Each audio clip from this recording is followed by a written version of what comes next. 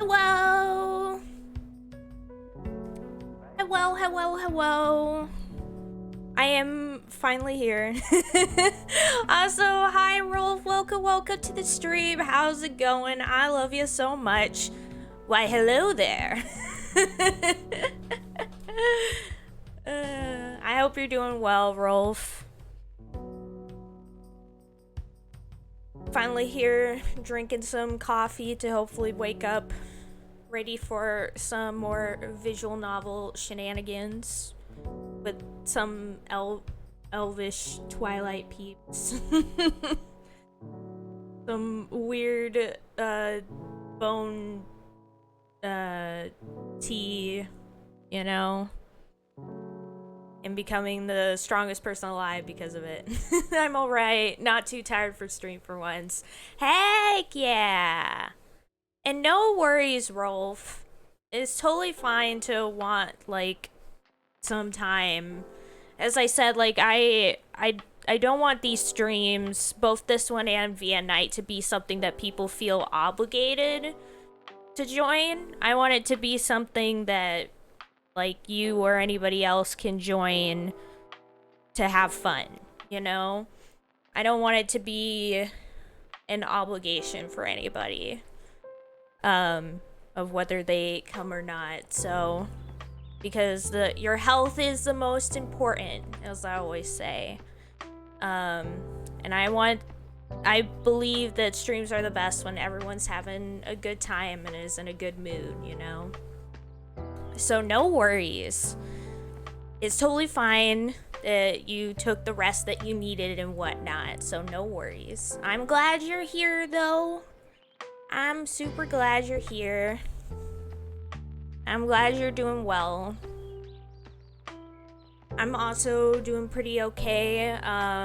This upcoming weekend, I'll be going to a Halloween party hosted by one of my close friends around here.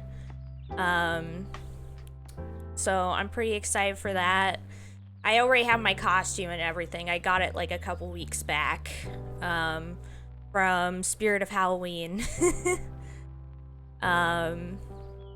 It's basically like, I'll probably like post pictures of it once the actual day comes around, because and then I'll just like wear that outfit on the day and then like just take a bunch of pictures and post them on like Discord or whatever. So y'all will be able to see it. But it's basically a sort of like a witch's outfit in a way. Like I have like it's a dress with like celestial signs on it, like moons and stars and stuff, with like a sort of like magic hoodie. And I say magic hoodie like I'm trying to say like it looks like something like witch or wizard or whatever would wear. Like it's not just a hoodie, it's like has like that sort of shape to it. And then I have a choker that goes around my neck. I mean, it's a choker, so of course it goes around my neck. I'm still waking up, sorry. And it has like red, it's like lace with red gems. Like plastic gems, but still nice looking around the neck. And then some red lace glove, like fingerless gloves. And then tights that have like celestial signs on it and stuff.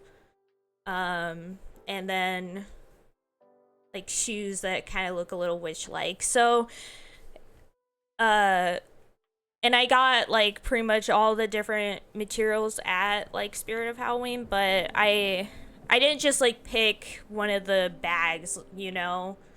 Like there's the ones that you can get there that have like everything in it already, but I didn't want to do that because I like having my own, like, how should I put it? Like my own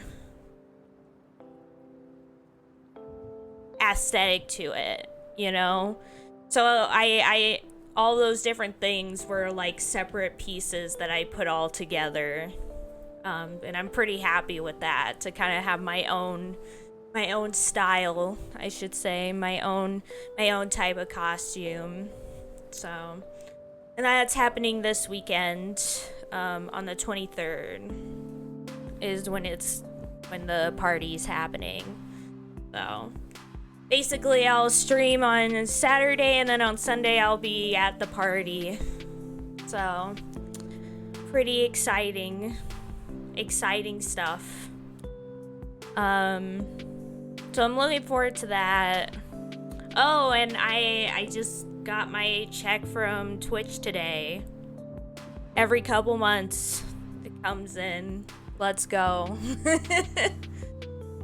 Sometimes I forget that I get money from here sometimes, but there it is. So I'll probably like cash that in tonight on my phone, hopefully. But yeah. Trying to think if there's anything else. Oh wait, shoot, and the 21st is when Gotham Knights comes out. I forgot. Oh my gosh, my brain's been all over the place. I forgot about one of the games that I'm looking forward to the most this year. Oh my gosh, it's finally coming out on the 21st. Let's go. Gotham Knights. Let's go. I thought about pre-ordering it like way back, honestly. Like I legitimately thought about it, and then everyone's like, no, Anya, you shouldn't pre-order any games. You should wait and see if it's gonna be good before you like buy things. You should just wait for reviews and stuff to come in before you get the game. And I'm like, okay. But that's how excited I was for it. I was like, I want to get the game. I want to get the game so bad. But we'll see how it goes. I hope it's not disappointing.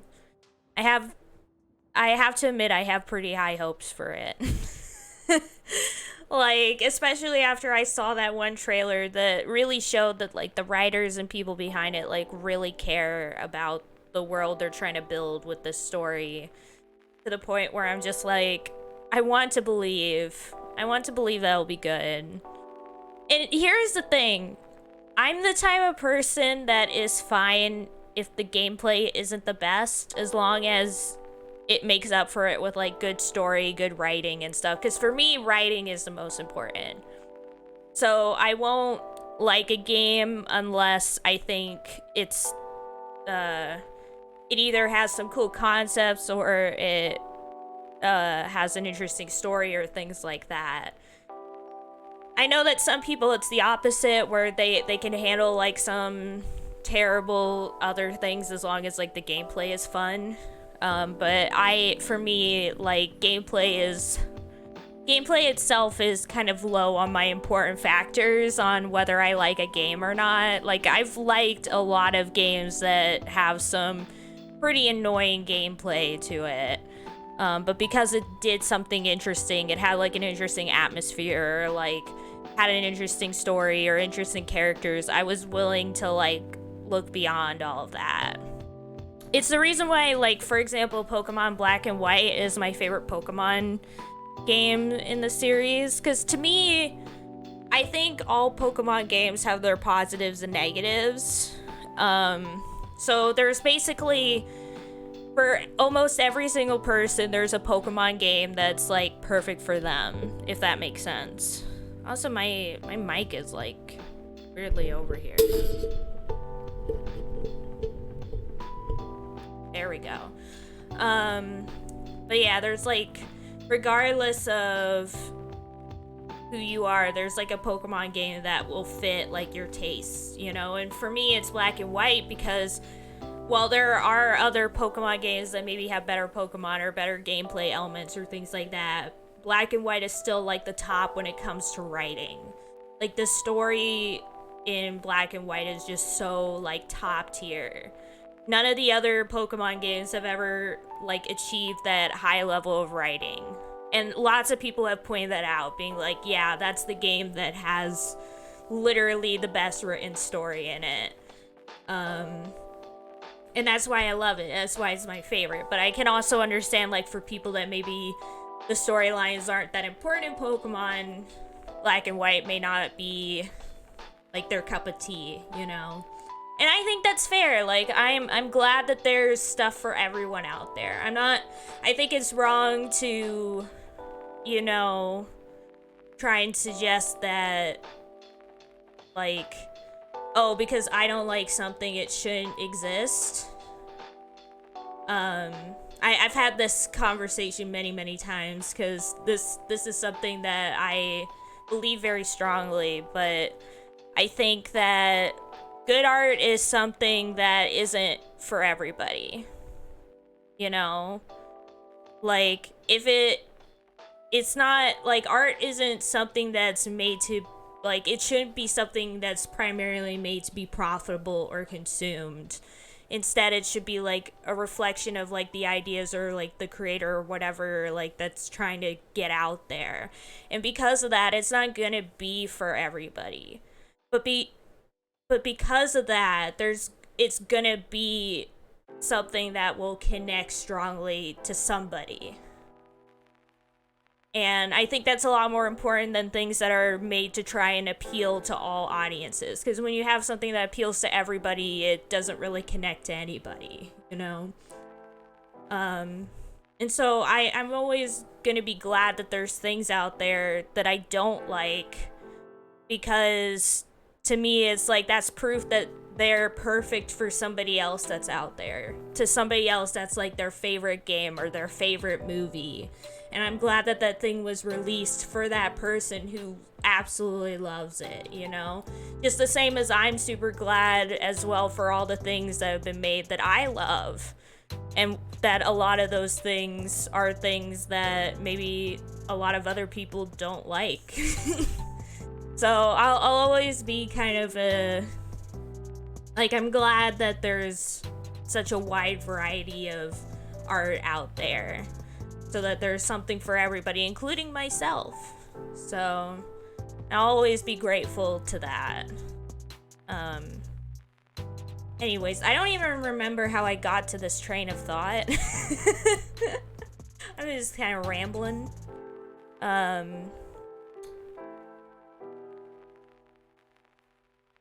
Oh yeah, because I was saying I was really excited for Gotham Knights. So I'm hoping that Gotham Knights will be good. And we'll see. As I said, as long as like the writing and stuff is good, I'll probably enjoy it. Like, if the characters are written well and the story's interesting and whatnot, I will enjoy it. Even if the gameplay is a bit like meh or the graphics are a bit meh in the final product. Like, I don't really care about that. I know, as I said, I know some people probably do, like, that's important to them, and, like, I get it, but for me, that's, like, bottom of priorities for me. As long as it's playable, I'm fine. It's the story and stuff that matters for me, so I'm hoping that, like, the passion that I've seen from the videos gives me hope that they'll do these characters justice. And I'm really excited for it because I love Dick Grayson, I love Jason Todd, I love Tim Drake, I love Barbara Gordon, I love all four of them, and I'm so glad to see a game that's just focused on the four of them and them interacting with each other. I'm pretty pumped up for it. Really excited. So we'll see how that goes. But yeah, 21st. And then the other thing, with everything else, I keep forgetting that my birthday is coming up. Because on the 4th is my birthday. And I'll be turning 24. And, like, that's crazy to me. That is absolutely insane to me. I think back on, like, the fact that I'm turning 24 and it doesn't feel real to me. But yeah, so that's also happening along with everything else that's happening. There's a lot of stuff going on. New games, parties and whatnot. So the plan for that is to probably go across the border into Canada. And go to this afternoon tea place, because I've really wanted some afternoon tea for like a really long time. Ever since I came from London during my study abroad trip, I've wanted it, but I haven't had it in ages. And then I found out there's this place nearby in Canada that does it, and so now I'm kind of like, I want to try it. I want to have this again, you know? So that's probably what we're gonna do for that time, which I think it's a Friday this year, my birthday. But yeah, Anya invading Canada, heck yeah. Heck yeah. But yeah, so that's happening.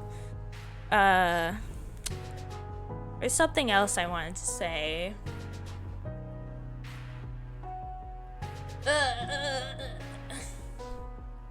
Now I can't remember what it was.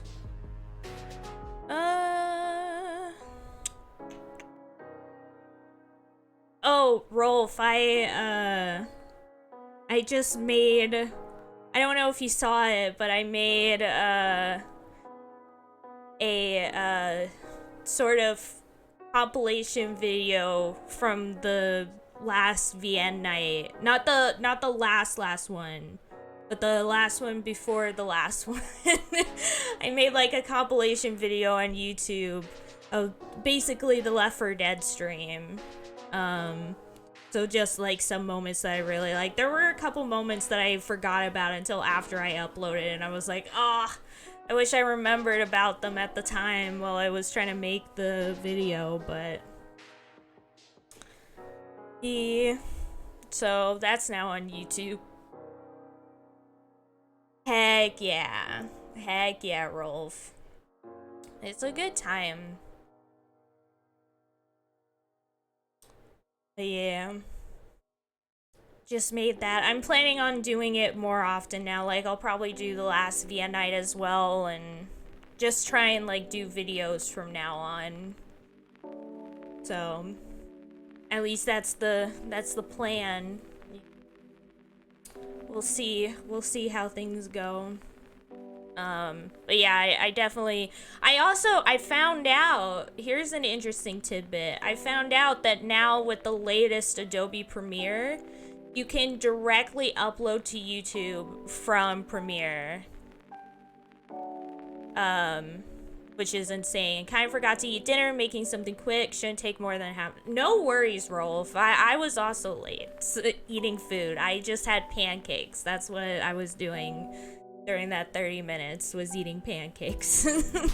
Which were delicious, because normally, I've said this before, normally I don't like pancakes, but the ones my mom makes are really good. They're like the only pancakes that I like, because they're kind of salty and not like super sweet. So I like those ones a lot. I like her version of pancakes. Other versions, not so much. I'm not a big fan. Not a big pancake fan. But yeah, no worries, Rolf. Eat some food. Oh, now I remember what I was gonna say. So I don't know, Rolf, if you watched BuzzFeed Unsolved back in the day, but BuzzFeed Unsolved was like one of the only shows on BuzzFeed that I liked. It was hosted by Shane and Ryan. And it was just a really good series where they like explored either like unsolved cases or unsolved like supernatural things and things like that. They kind of did it in like a funny way that I really enjoyed. But then Shane and Ryan left BuzzFeed and they started their new like channel on their own called Watcher, which I'm subscribed to. And recently, they started this new series called Ghost Files, which is basically a legally distinct Unsolved. It's like they can't use the Unsolved name because that's, you know, BuzzFeed, but heck yeah. I definitely recommend it. Like, it's like, I loved the Unsolved series so much, and now that Ghost Files is a thing, they just started releasing episodes of it. I watched the first episode with Azure yesterday before we watched a bunch of Ace of Diamond, and it was really good. I definitely recommend either watching the Unsolved or just jumping straight into the Ghost Files series on Watcher. It's a lot of fun. It's a good time.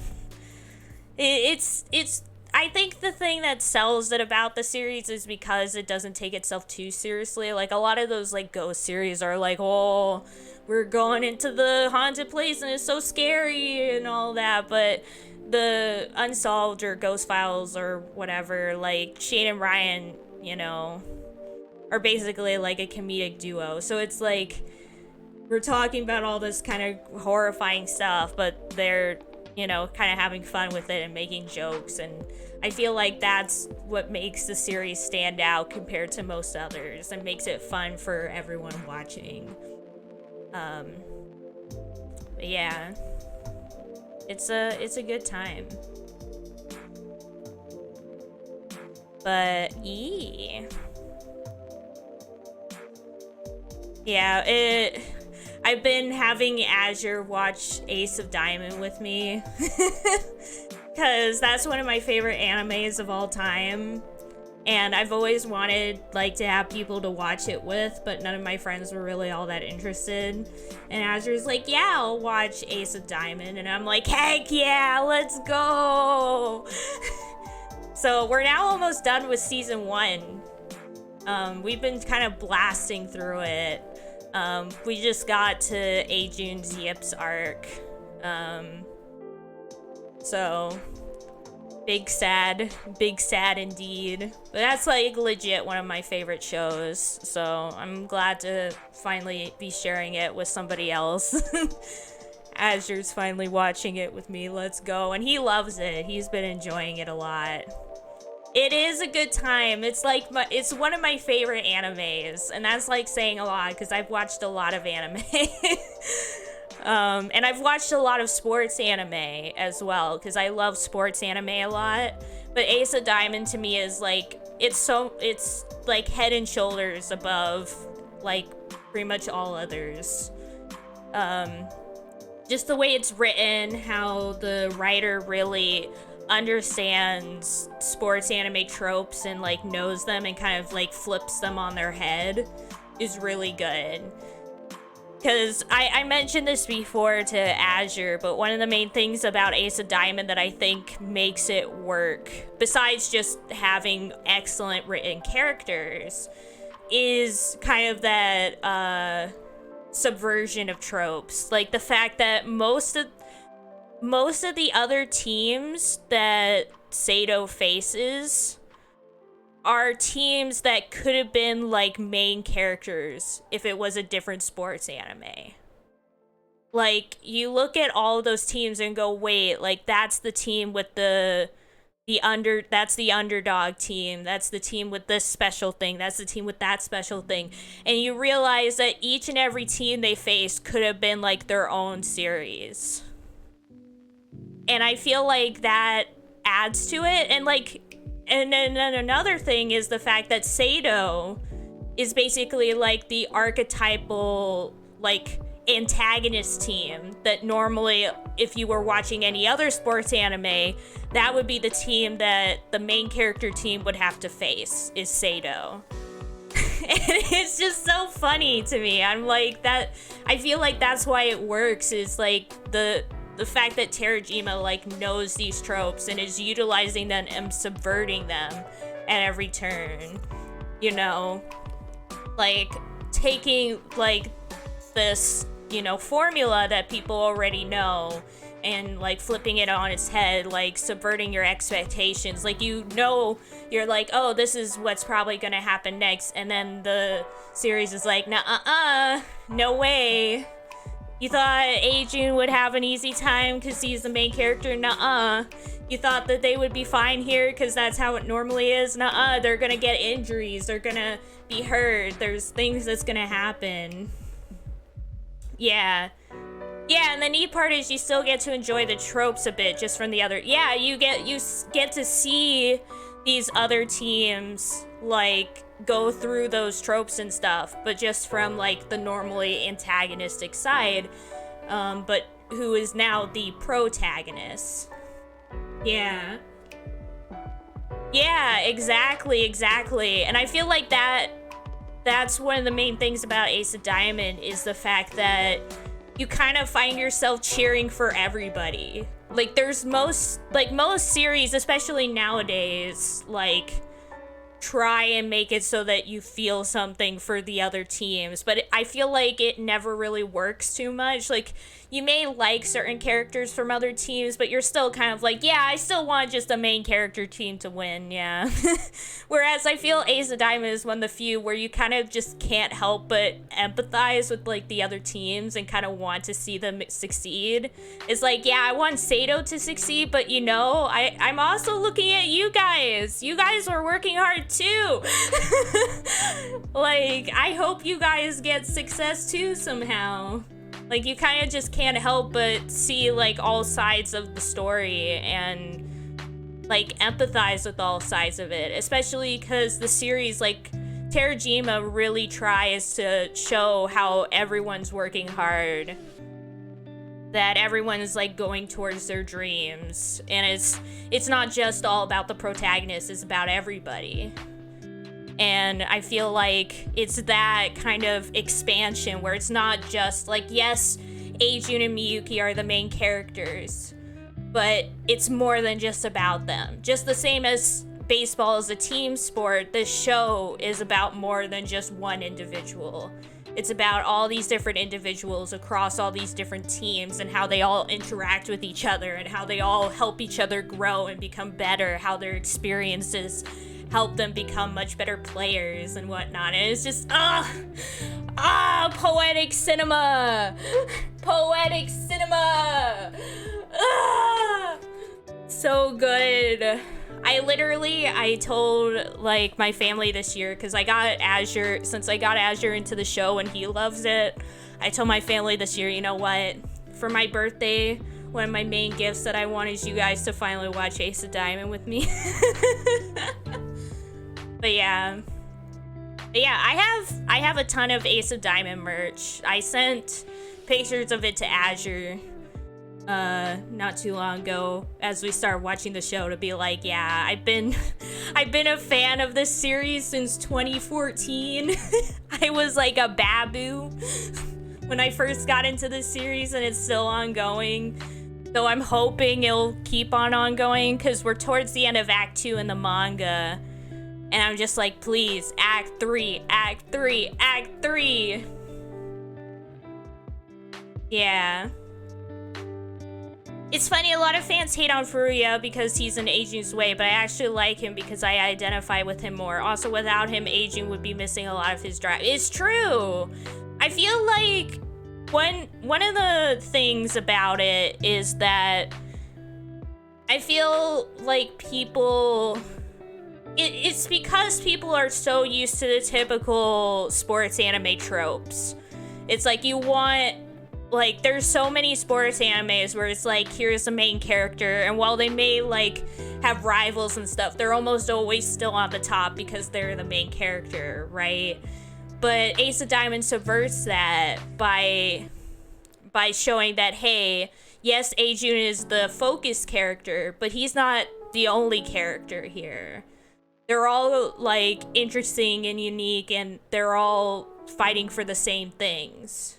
And I think another thing is, people forget that, yes, we have, like, we're watching Eijun grow and whatnot from, like, his perspective, but we're specifically, like, focused on him. We're from his perspective. We're from his side of the story. And so because of that, there are things that if we were just, like, off to the side, like, in universe, just watching things unfold, we would not have that same sort of perspective. Yeah. The show really makes him work for his goal of showing that it's not... Exactly! And I think that having Furuya, like, helps Eijun a lot. Like, I feel like he wouldn't be able to be the person he is without having characters like Furuya to not only push him, but to also kind of be at his back, you know? Like, people always point out, like, oh, he's, like, this rival he has to overcome, but they kind of forget also that he's part of the team, too. that in some ways they help each other, that they have each other's back. And I think it's something that people often forget about the two characters. And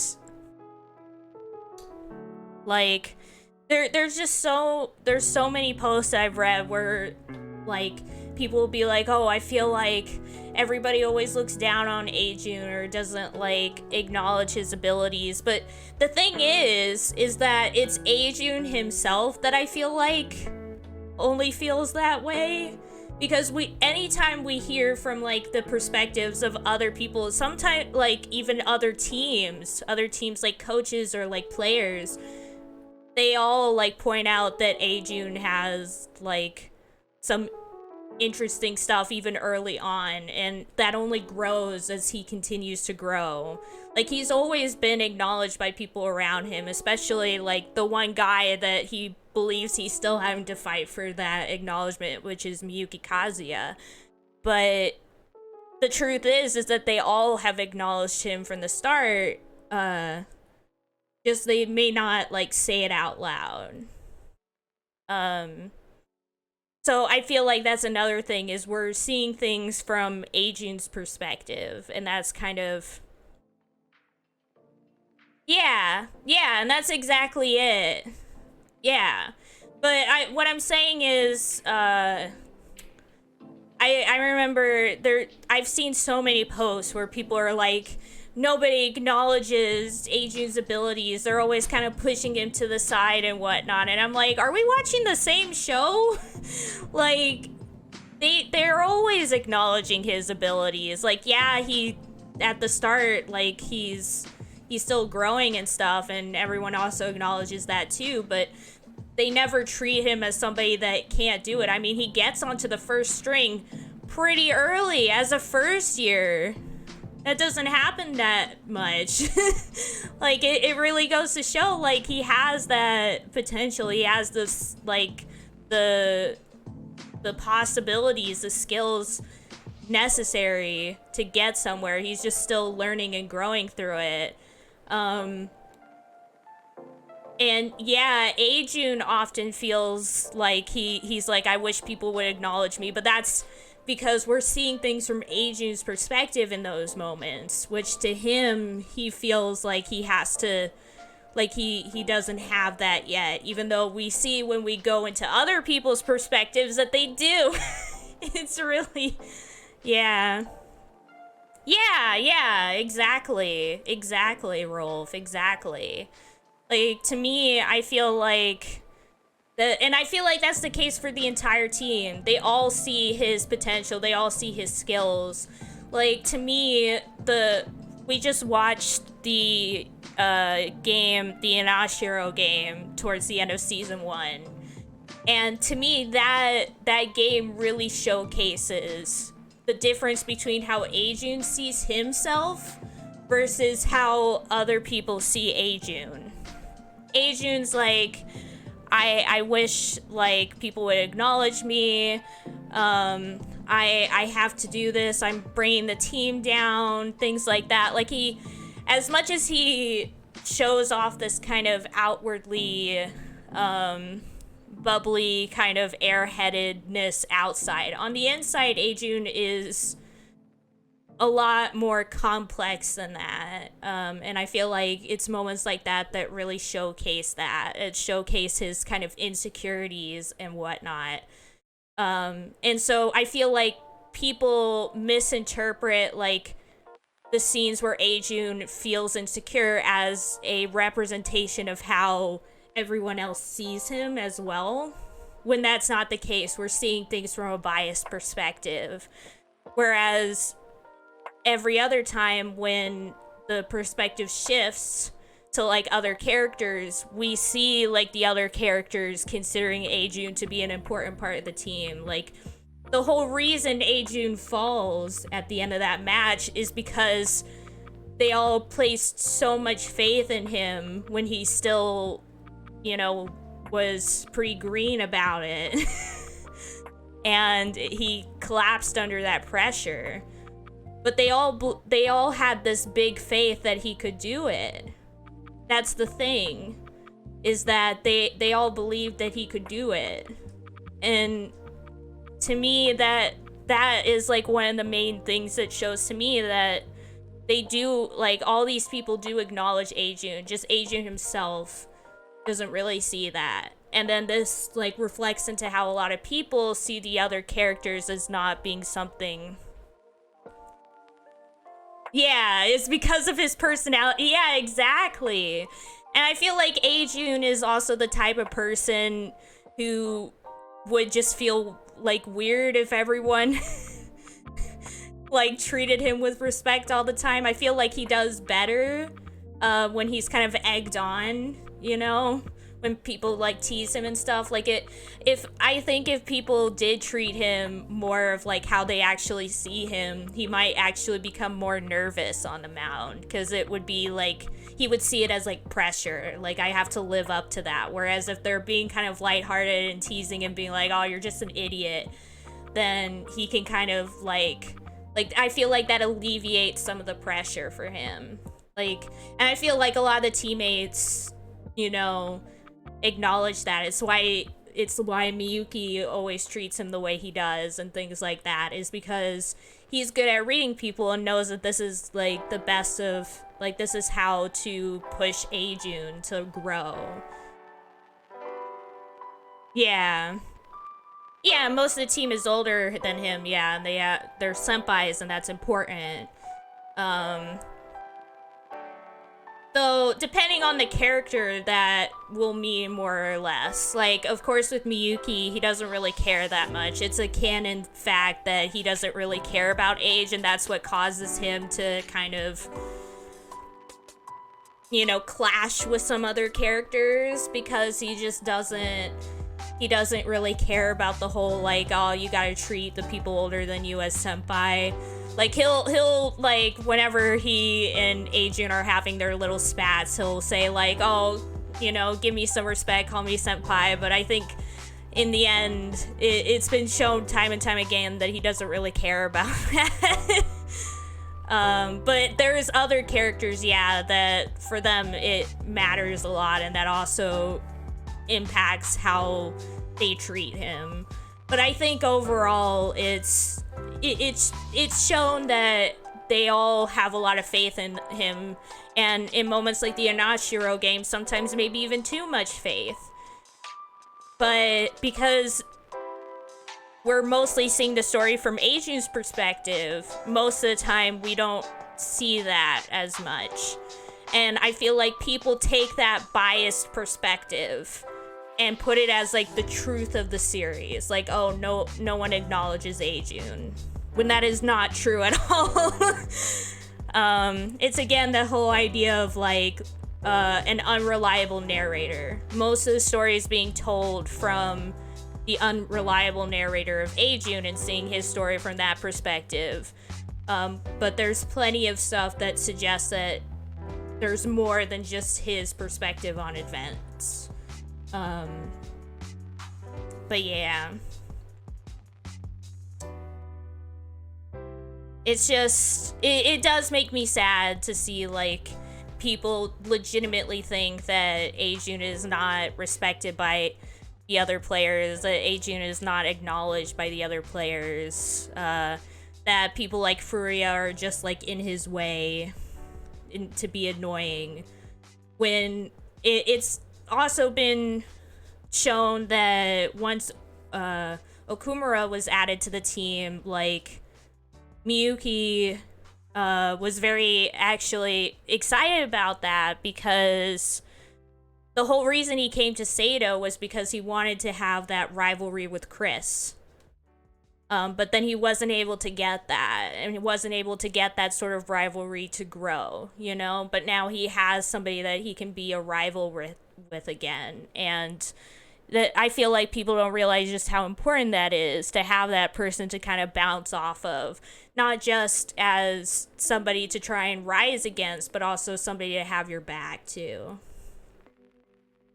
bit of a tangent, but I'm reminded of that story where a Korean airplane crashed because the co-pilot noticed the pilot had made a terrible error, but felt it wasn't his place to point it out because the pilot has a higher social status than him. Yeah. Yeah. Yep. Yeah, that's the...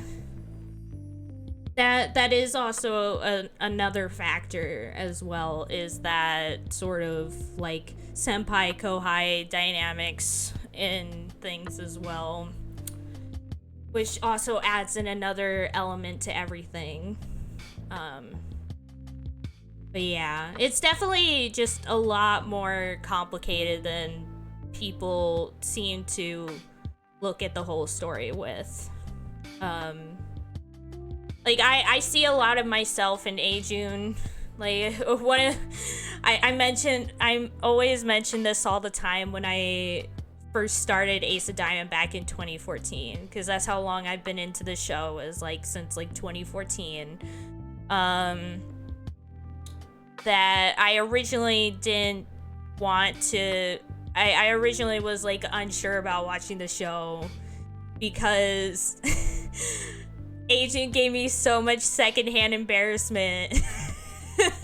I was like, oh no, that's like, I could see myself doing this,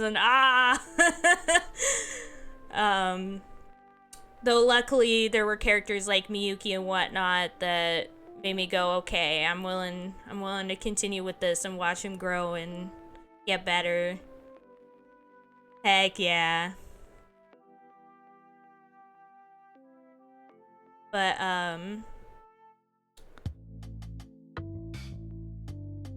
yeah.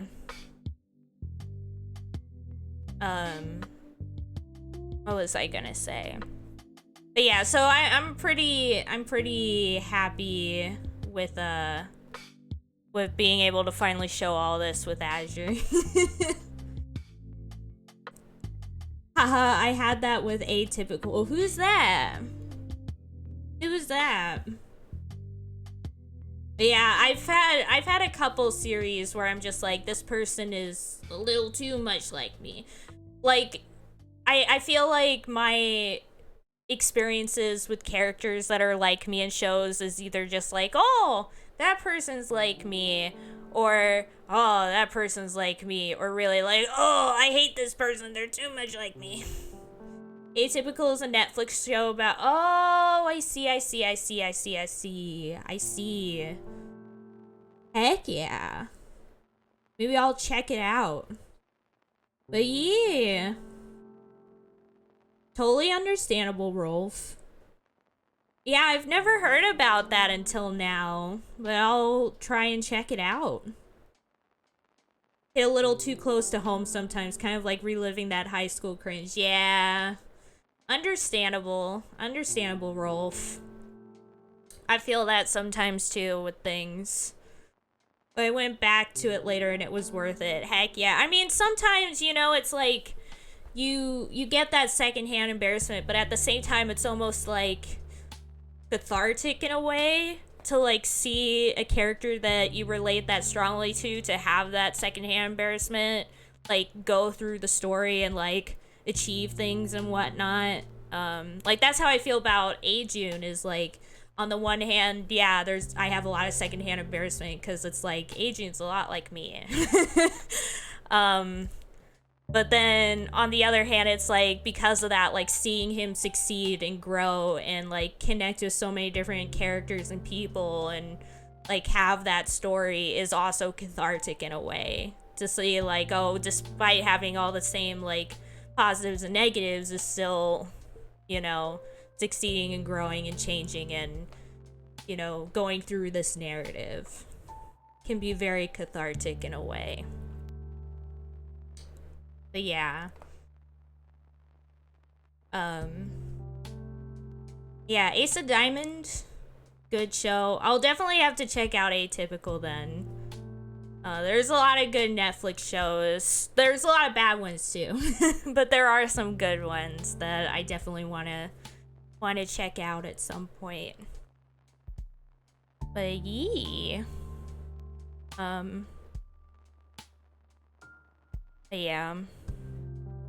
I should probably show some of my Ace of Diamond merch to you too as well, Rolf. Need to take some pictures. I have a Ajun. I mean, I think I have it on my phone, so I could probably post it in the Velvet Room or something. But I have an Ajun, like action figure. Then I also have a Ajun plushie. And then I also have like a bunch of little figurines of a lot of the main characters. Like some of them are like little tiny keychains, but others are like these kind of like mini figurines. I'm gonna see if I can find it and post it into the Velvet Room.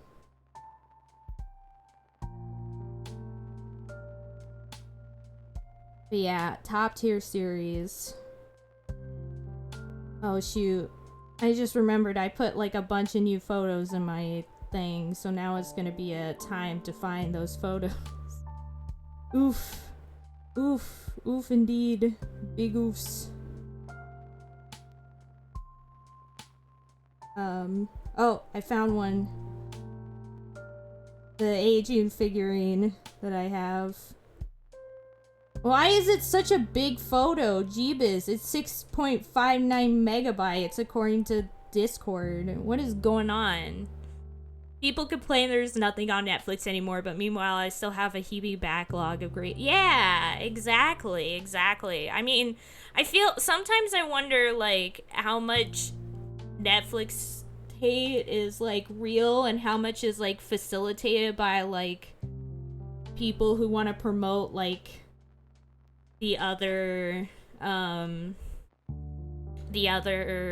streaming services, because I feel like I've heard stories of like people specifically like being sent out to like cause these like arguments and stuff so that people think, oh, maybe Netflix isn't that great anymore, maybe I'll get a different streaming service or something like that.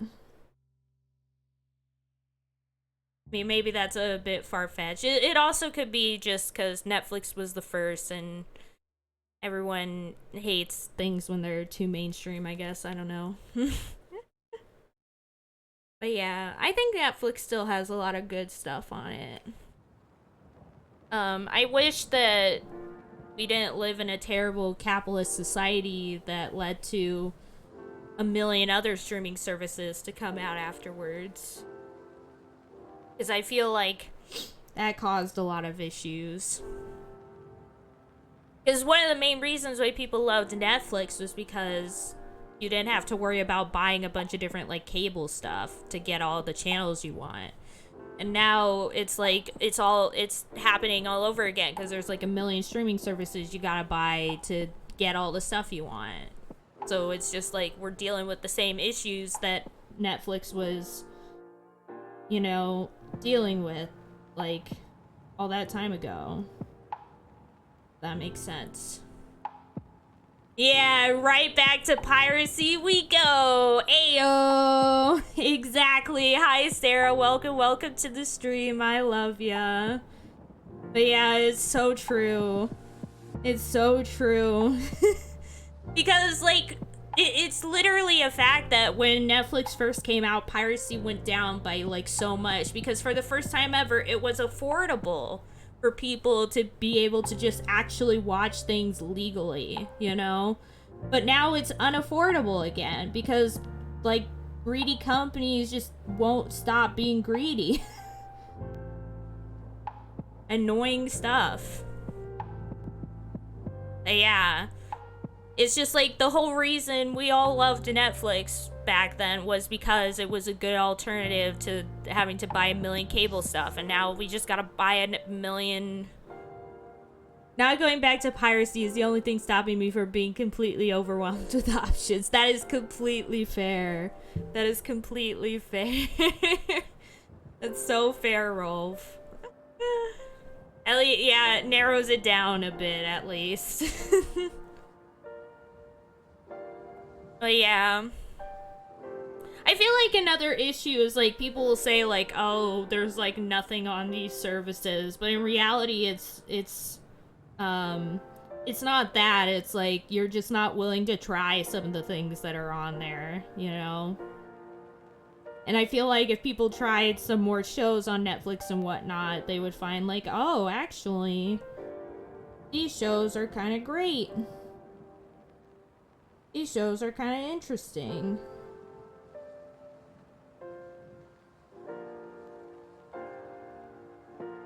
Also, I'm sending the photos, by the way, onto the Velvet Room over here. That's why I'm looking down, because I'm sending all the photos.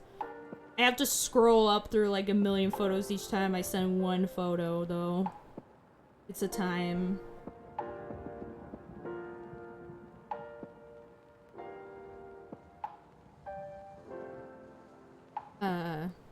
Yeah, just posting in the Velvet Room all my Ace of Diamond merch that I have.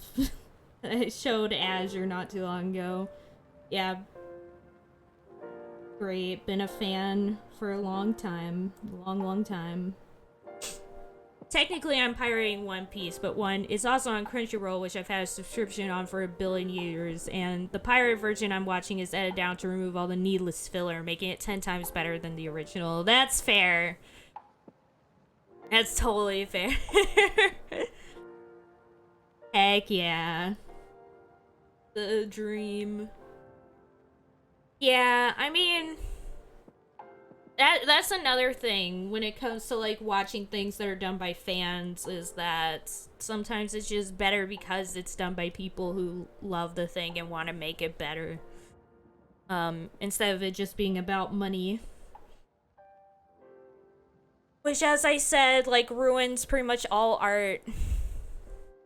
Because all art, like, is much better when it's not about making money or something to be consumed, but just art for art's sake.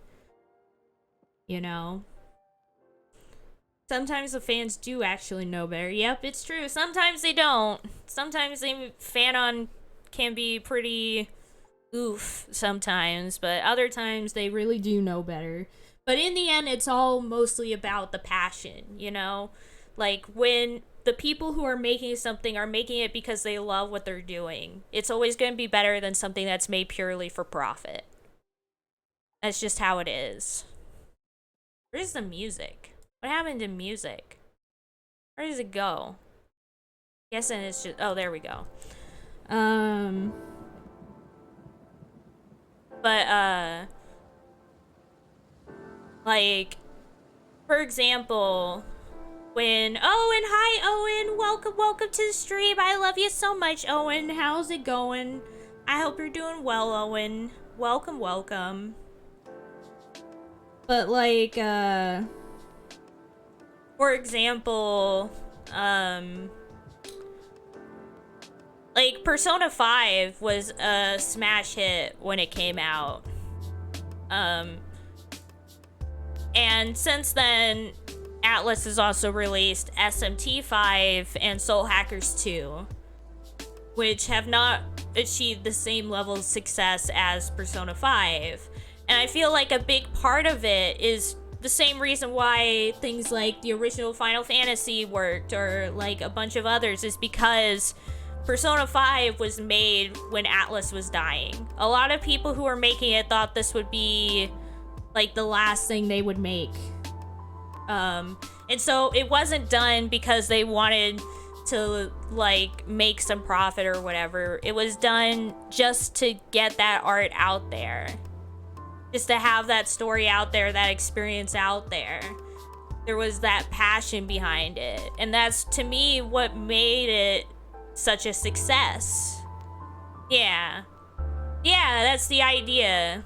Fire Emblem Awake. Yeah, it's the idea that these swan songs are usually the ones that end up saving franchises, because these swan songs are made not for profit, not as something to be consumed, but just as art itself to get that story out there, to get that experience out there. Whether it's Fire Emblem Awakening, the original Final Fantasy, Persona 5, like all of these are so good because the people who made them just wanted to make it. That was the main goal, was just to have that thing out there. It wasn't for profit. It wasn't for it to be consumed or to get your paycheck or whatever. It was just to make that thing. The passion of just having that art out there made it 1,000 times better than anything that is just made for profit. And we see the same with a lot of like indie games. Like a lot of indie games in the past years have been better than the AAA stuff, and the reason why is because those indie developers aren't just making those games for money. They're making those games because it's something they want to do. They're passionate about their projects. Like, yes, there's still the monetary component there, but a big part of it is also just a love for what they're doing, a love for the project that they're working on. And so then those things they make end up being so much better because of that. You get stuff like Hades from Super Giant and whatnot because it has that heart behind it. Anyways, I'm done with eating. Heck yeah. Yeah, even with Colgate-chan, I'm still excited as fuck for the Divine Edition though, or art books to hoard. Heck yeah. Labors of Love. Exactly. And I feel like that's also the reason why SMT5 and Soul Hackers 2 just weren't as good experiences, because it's not, unlike P5, it's not something that's being made just to get it out there, but it's trying to ride on the coattails of P5 and the success of P5. But yeah, that's just kind of how I see it. Which is why I always say that art made for profit will never turn out well. It just won't. Art is something that needs to be made for the sake of it. And that's why the fact that we live in a capitalist society, like, it ruins a lot of the work that comes out. Because it's not being made just to make something. It's being made because people need to feed themselves. It's made out of necessity. And people will try and say, oh, but if people didn't have to, work to get money or whatnot, nobody would do their jobs. But that's a complete lie. People would absolutely still be willing to make art, to do things, to have work. Because it's not like people would just want to sit around and do nothing. Like, most people would still want to work and do things. It's just now they're doing it without having to worry about whether they'll survive tomorrow, because whether they have enough money to buy groceries or things like that. And so it makes these things that people do actually a lot better if they weren't constantly under the pressure of, will I get enough money to feed myself and my family? After its demo is why I felt iffy on the upcoming Harvestella. Square JRPG and Farm Life Sim sound like it'd be amazing, and then the demo was... Oh no! I was excited for Harvestella. Yeah, I was excited for Harvestella. But hearing that the demo wasn't good, what was wrong with the demo? What happened? Experiments with universal basic income have shown that most people won't just sit at home. Exactly. Like, people will still want to do work and do things. It's just they won't have the added stress of, like, all the other stuff that goes on. But whatever. we don't live in that kind of society, so I'll cry. Supposedly they're taking comments criticism in to update it, though. Yeah, the thing is a lot of, like, I love things, like, I absolutely love Stardew Valley, for example.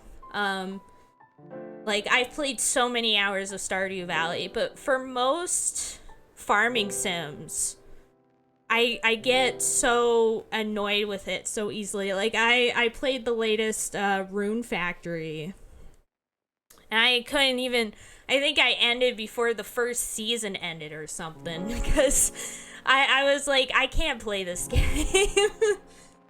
But time goes when you move on a confusing overworld when you leave areas, supposedly no romance, sort of iffy controls, and like most of the villagers have no names. Oh no, including the hot town builder man. No!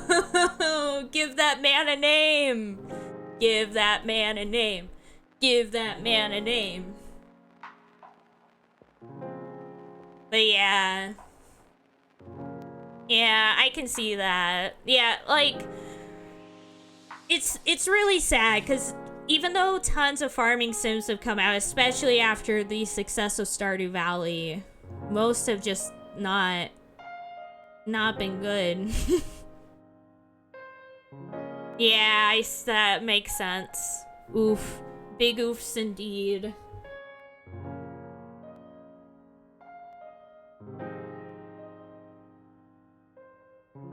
There's this one farming sim that came out. What's it called? I mean, I call it farming sim because it has a lot of the tropes of farming sims, but it's not actually a farming sim because you're not a farmer. But it's like, oh yeah, it's Potion Permit, and basically like the game is you're like an alchemist or like a doctor, and like instead of farming, your business is like treating sick patients and stuff. And so you gotta like go out, get materials and stuff, and then like treat patients and different illnesses. And that one looks really cool. Like, I want to check out that one because that one seems to like take the concept and do something interesting with it, and it looks like a lot of love went into it. So I that's like one of the games besides stuff like Gotham Knights that I really want to get and try soon. That I want to try that. There's a potion dating sim thing that just came out today that is ooh. What is that? Potionomics. Nice. Is it on Steam? I could check that out. But yeah, I have so many games on my backlog that I want to get someday. And I keep buying games anyway. Like last week I bought Barotrauma for the stream, but then I also bought like Gmod stuff as well, because we're planning on doing Gmod this upcoming VN night. Oh heck yeah! Let me see. I'm opening Steam. Yeah, I have my wish list is like 119 games. I'm not even kidding. Let's see, featured. Let's see, potion. Oh, there, I see it. I see it. Potionomics. Nice, nice. Heck yeah.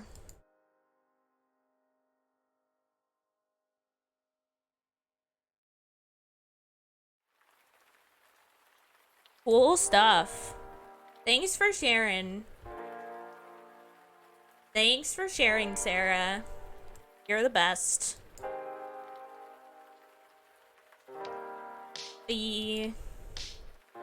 Anyways, Rolf, are you ready? Because I'm ready whenever you are. Oh, and I posted all the merch in the Velvet Room. All my Ace of Diamond merch. There it is. Good stuff. And you can also see, like, other merch. No problem, I only just heard of it today. Ah, I see. No worries. I can't believe Rolf died, by the way. Oh, there's Rolf! Hi, Rolf. How's it going? I love ya. How you doing? I'm doing good. Just chilling. Talking my mouth off for a bunch of random thoughts that keep popping into my head every 2 seconds. So, same old. Good skill to have if you're a streamer. Heck yeah. And I'm a born streamer. Oh, did you see the merch I posted in the Velvet Room? Yeah. Yeah. Got a bunch. Yee. It's Like the whole actually yeah, heck yeah. But yeah, it was really hard to get this merch actually because while I think Ace of Diamond is pretty popular in Japan, it's not really as known here. So getting merch was kind of difficult. But somehow my sister found all this merch a couple years back, and now it's some of my favorite merch ever. I'm like, heck yeah. Oh yeah. You'd think an anime about baseball would be popular in the US, but Nah. I guess I Guess mean, I feel like I don't know. It's weird. But yeah, cause I'm pretty sure there isn't like I know Haikyuu got really popular over here, and same with Free. But yeah, I don't think Ace Yeah, of it's Diamond. there's only a couple of sports anime that make it big in the West. Yeah. Otherwise, Most people who watch anime are people who don't like sports. yeah. Or at least don't understand the concept of like a sports anime, you know? Like they're like, Yeah, what? A sports anime? What the heck? Like the only reason I've been a big fan is because like I watched Captain Tsubasa when I was like a little kid, and Princess Nine yeah. as well. Princess Nine was a big one when I was a child. And so like seeing these sports animes when I was like super young. Oh, and Prince of Tennis as well. Like seeing all these different sports animes when I was really young makes it so that I'm just like, oh yeah, sports anime. Like that's normal to me. It's like, yeah, genre, sports anime is great. But I feel like a lot of people may just be like turned off by like even the idea of like, why would you combine sports with anime? That shouldn't work. No, I love sports anime. It's great. Yeah, me too. I always Yeah, love. think like Haikyuu and like maybe Kuroko's basketball or like the Yeah. most popular ones from the recent. Yeah. Yeah. Yeah. Like there, and I would say a couple ones that are like sports anime adjacent, like Free and Yuri on Ice also got. And I say sports anime adjacent because while it is about the sport, I feel like in those ones the sport is a little less the focus, and it's more the focus on like The people. yeah, characters. yeah. Because even though like Yeah. all sports anime is kind of all about the characters, like it's a very character-focused genre. I feel like typical sports anime still like it is mostly like, oh, here's this match, and you like really focus on like what's going on. Whereas with those ones, it's more like we'll play the sport sometimes, but the majority of the time we're just like it's in the background, you know? Yeah, it's basically a different genre. Yeah, it's more like slice of Always lifey. also big difference between team sports anime and solo sports anime. Yeah, that's very true.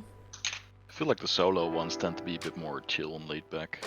The Yeah. team ones are very much about keeping the energy high and like the sort of power of friendship stuff. Yeah. Yeah, but I feel like that's kind of just the case in real life though too. Like I feel like when the solo sports in real life is just kind of like, yeah, I hope that person wins.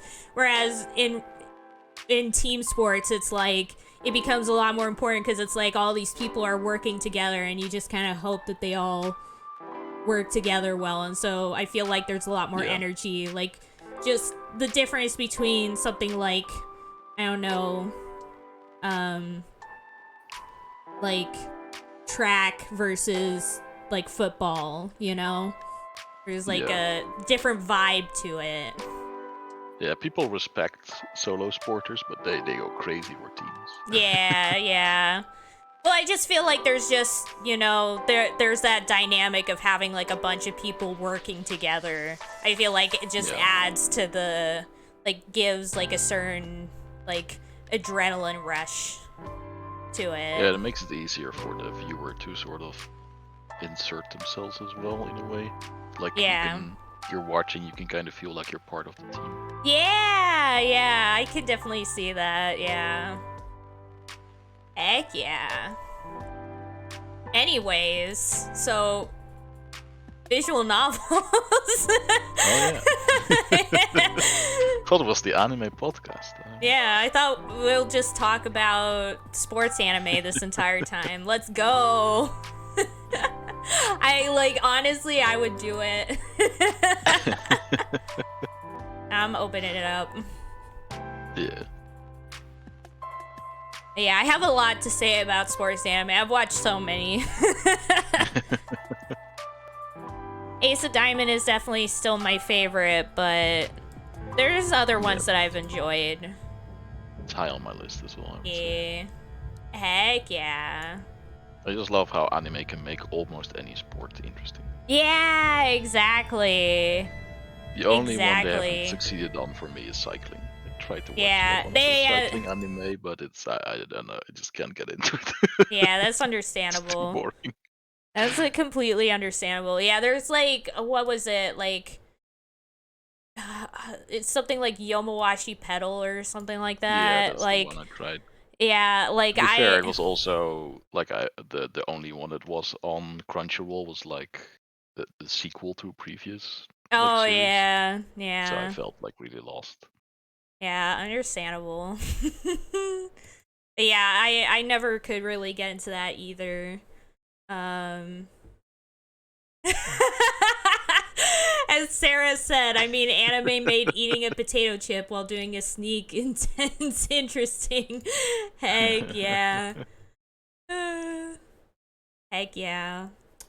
Death Note? There was this, do you know Burning Kabaddi? No, I don't. It's about the sport kabaddi, which is like extremely obscure, but they make it so fun. Heck yeah. I think that's another thing is like people will be like, oh, I don't watch sports anime because I'm not into sports. But I feel like sports anime is perfect for people who like don't really know sports because I feel like good sports anime makes it so yeah, you learn about the sport and it makes it so that you find yourself caring about it if you didn't before. Like there's so many people at all about volleyball before I watched Haikyuu. Yeah. Now I like it. Yeah, exactly. And there's like so many people that I know who are like, I didn't know anything about this sport and I left the anime having like full on respect and love for this sport. And I feel like that's kind of the mentality to go in, like if you're not a big sports person, to go into these animes being like, this anime will likely make me understand this sport now. Because I even saw like on Crunchyroll for Ace of Diamond, there's like a bunch of like people down below who are like, I didn't know anything about baseball, but this show made me love baseball. And I feel like that's the sports anime way, and I'll always appreciate a good sports anime. Yeah, I can definitely recommend Burning Kabaddi if you're interested in learning about the new sport as well. Heck yeah! Plus the characters are really fun. Heck yeah! Because Kabaddi is basically, it's a combination of tag and wrestling. Oh, interesting. That sounds cool. So you have like two teams who are in their own zone, and then one, like, they take turns sending out an attacker who tries to tag as many people as he can before then running back to his own zone. And the defenders have to stop him from getting back by, wrestling. I see. And like the weird thing is you have to hold your breath while you're attacking. Huh. So and you prove that by saying kabaddi over and over. Just very simple. Kabaddi. Yeah, exactly. That's great. That's cool. But like the protagonist is like this soccer superstar who is bored of soccer because he's too good, basically. And then he gets blackmailed into trying out kabaddi, and that's like a new challenge for him, so he becomes interested. Heck yeah. Heck yeah. Cool. That's cool. Or I think my experience with something like that was when there's like this anime called Surun. And it's kind of like in between, like I would put it in between like like a total sports anime like Kuroko no Basket or Ace of Yeah. Diamond or Haikyuu and like Free, because it's not as slice of lifey as Free, but it's not as extreme as like Haikyuu or something. It's like in this weird middle ground where there is those slice of life moments, but there's also still plenty of like the actual sport going on as well. It's like in Which that sport is it? weird it's archery.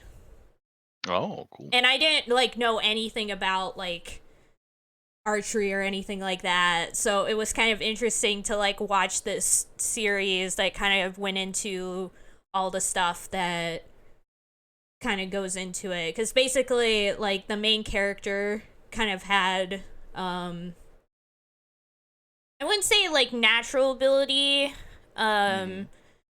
cuz he basically he had a lot of passion for the sport and ended up befriending somebody who had like a special like teacher, I think was like a family member. And so they ended up training under that person. So when he was Mm. already like in middle school, he was like really good because of that. Yeah. But then like a event happens and he basically gets like the yips Ah, because yeah. he's like unable to properly play anymore, and it like breaks him and stuff. And so like the start of the show is kind of him learning to re-love the sport and to get that confidence back. Oh, that's um cool. yeah, so it's very like it's kind, as I said, it's kind of like in that middle ground where it's like you have all those slice of lifey moments, but it's not like Free where like the only match you see is like at the very end of the show. It's like end of season, finally we're doing the sport. uh but yeah. Do you know Ahiru no Sora? It's also a uh basketball anime. It's a bit more no, recent. I would say the only basketball anime I know is Kuroko no Basket. That's the only one that I've gone into.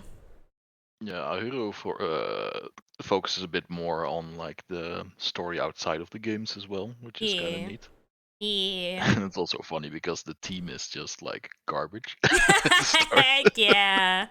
Heck Because it's yeah. about like a guy who's, well, he's very short, which is of course a problem for basketball, just like with Yeah. IQ, of course. But Yeah.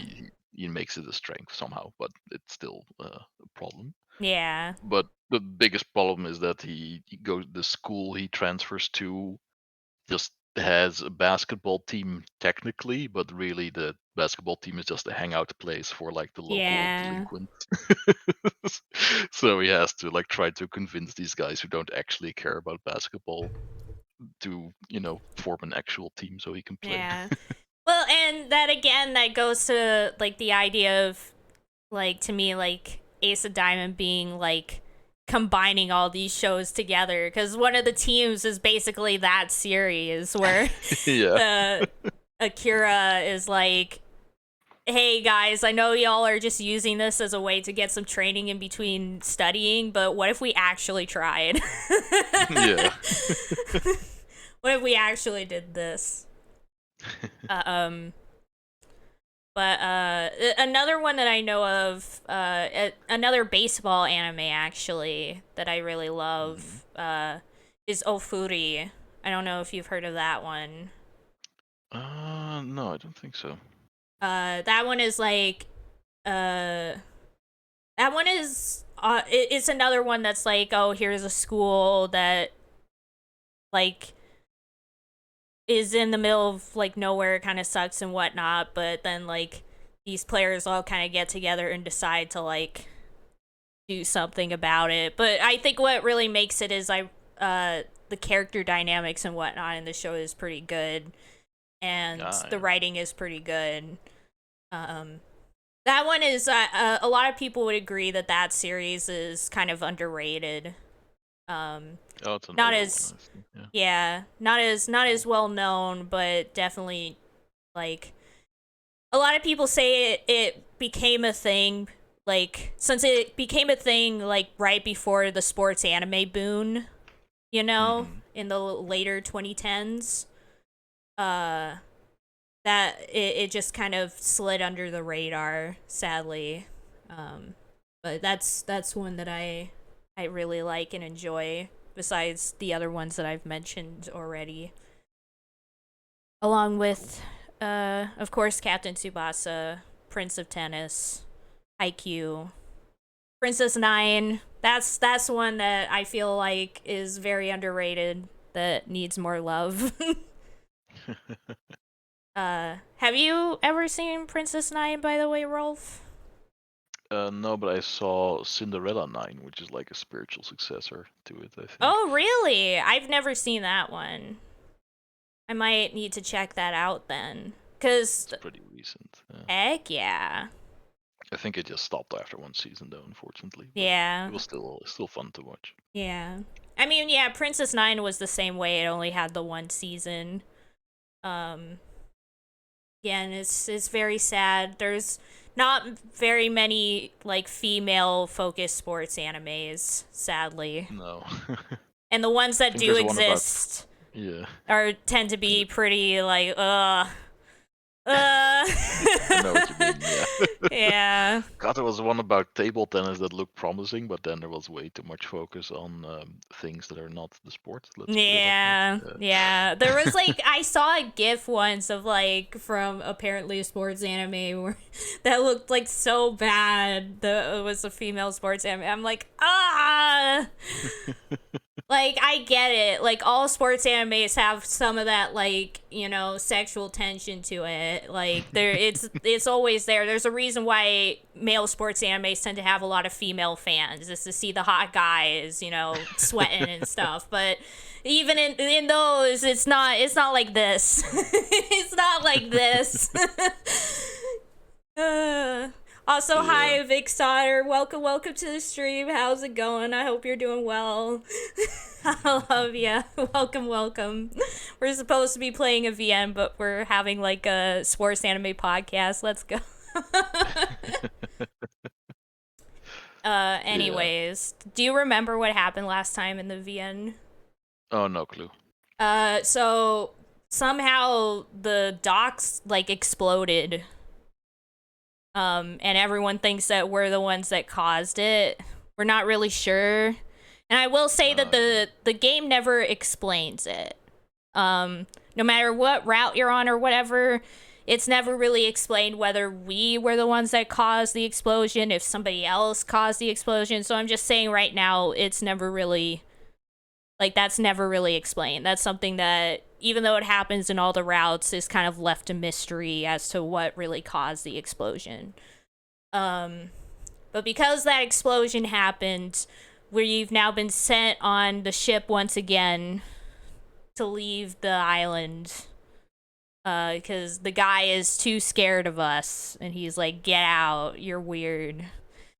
And everybody decided to come with us, all of our gang decided to come with us.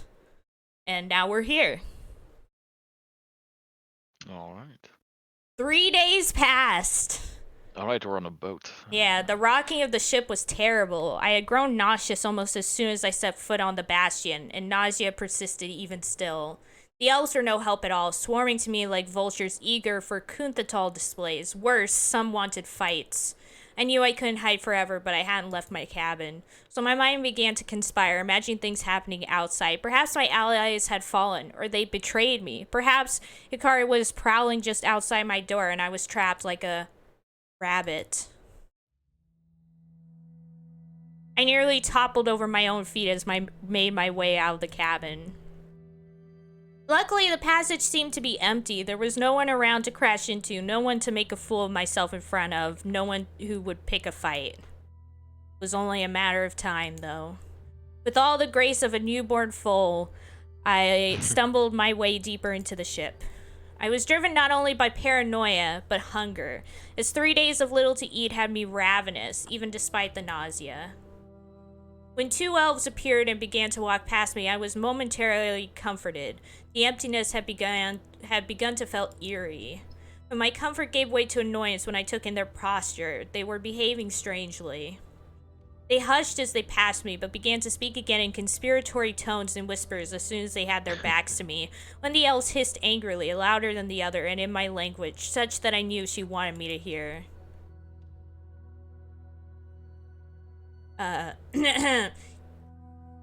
It would be such treason beyond the Onyx Chandler and his puppet human. So we can... Yeah, let's call him out on their bullshit. Yeah, gonna save. That's the kind of character we made her. Yeah. What was that? Pardon? The Onyx Chandler has committed treason, you said? The two elves grew still. The elf who'd spoken loudly was glaring, though it was a subtle sort of glare that reminded me of a predatory animal sizing up another predator. The other elf looked uncomfortable, perhaps even a little embarrassed. Yes, treason. To ply his own with his tricks. Despicable. What are you talking about? You. And I am a trick? She scoffed. You're a fool. Ithane, she's a puppet. The two elves made their way from me quickly, the loud one being pulled by the other, whose discomfort had transformed into full-fledged nervousness. A puppet, Abdithane, I'll remember. I continued down the hall, my eyes slowly adjusting, if only slightly. The darkness did absolutely nothing for my paranoia. The most talkative of my scouts, Chandler, awaited me down the hall. Hello, ma'am. I don't know if I've given this guy a voice yet. I don't think he's talked to us yet. This is, I think, the first time. If only I could do a Chandler Bing impression, but then... Heck yeah. So we can say... It's been so long since I watched Friends, I have no clue what he sounded like. Yeah. Like, the memory has faded away. Understandable. So we can say, I told you not to call me that. Hello, Chandler. Ugh, I'm nauseous. Just hello is fine, I guess. Yeah. Good morning. Morning? Little past midday, ma'am. Oh, really? That explains why I'm so hungry. Oh, your appetite is back. Good news, huh? Even if it doesn't stay down, I need to eat. Chandler turned his head, smiling at me as his gaze drifted to my stomach. I knew what he was thinking. The Kunthatal was a kind of separate entity I was carrying, so naturally I'd have a demanding appetite. There's some nice broth down in the mess. Perhaps it will help settle your stomach. I'll go with you. I was heading down myself. He followed behind me, patient with my slow pace. Is it a good idea for you to be walking about? I'm just nauseous. Don't elves get nauseous? Oh, well, yes, but we can still move. I scoffed at him, but was content to just let the matter then drop. Keeping my stomach in line was enough. That is, up until I heard him snort, an unamused little noise that he didn't try to keep hidden whatsoever. I stopped, turned, and gave him a look. It caught me off guard.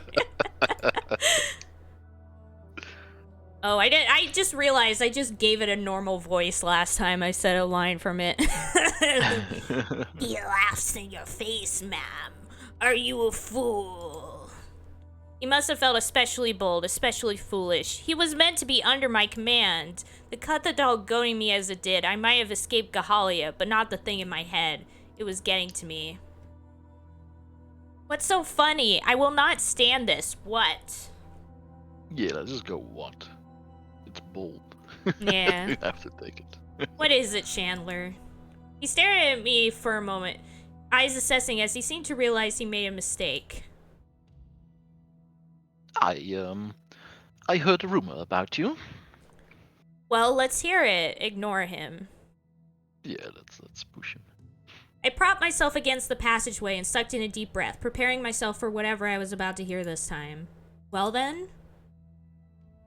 Well, as it happens, the day the dock set on fire with the noise...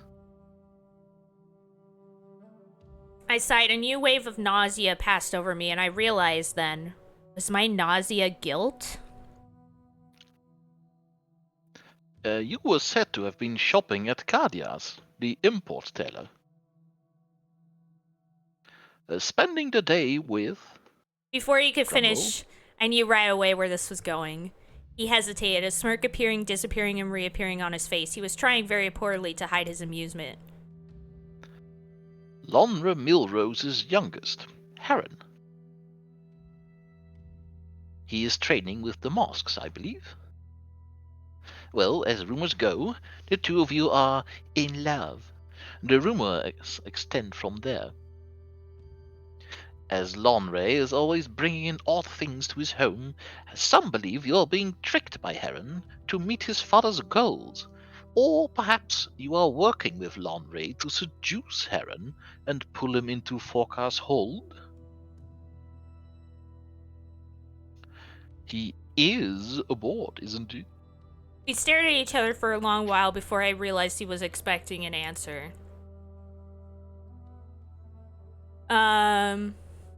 We are not in love. Well, yes, he's here, but oh no, you found out. Not in love yet. All these answers suck. Where's the none of your fucking business answer? Yeah.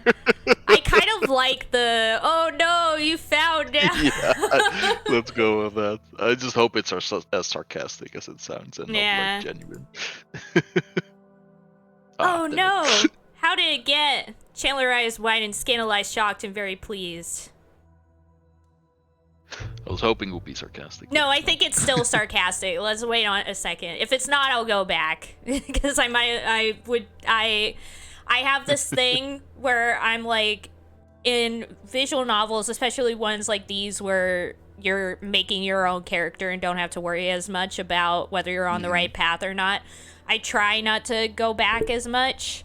But if there is ever a time where I misunderstand a choice, then I will go back just because I misunderstood it. Like, to me, like, if I misunderstand a choice, that doesn't count. It's true.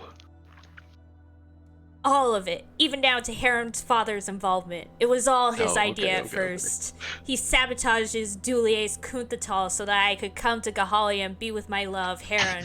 Finally, we could be together. And now you're going to ruin everything. But how did you get anything over the Onyx Chandler? And then how do your eyes glow purple?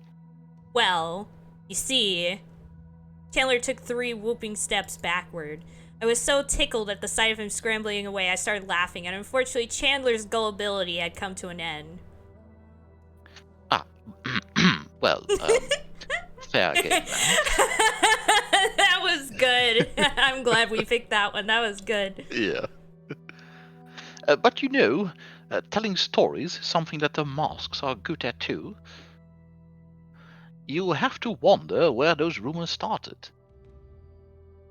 He smirked and waved down the passageway. Your lead.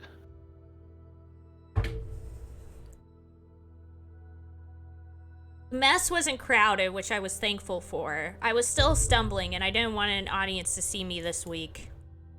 Saffron and Imre were seated at a table together talking. Chandler noticed this right away and seemed displeased. It was curious. I'll get you some broth, ma'am. He moved away quickly, very curious indeed.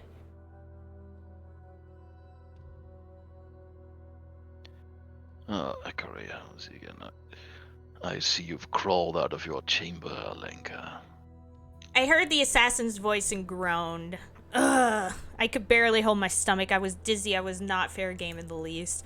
I immediately tried to call Chandler back, but he had all but disappeared. Go away. I'm doing a bit better than that. How are you, Akari? Ignore him. You can just be polite back. It's the best answer, I think. This one? Yeah.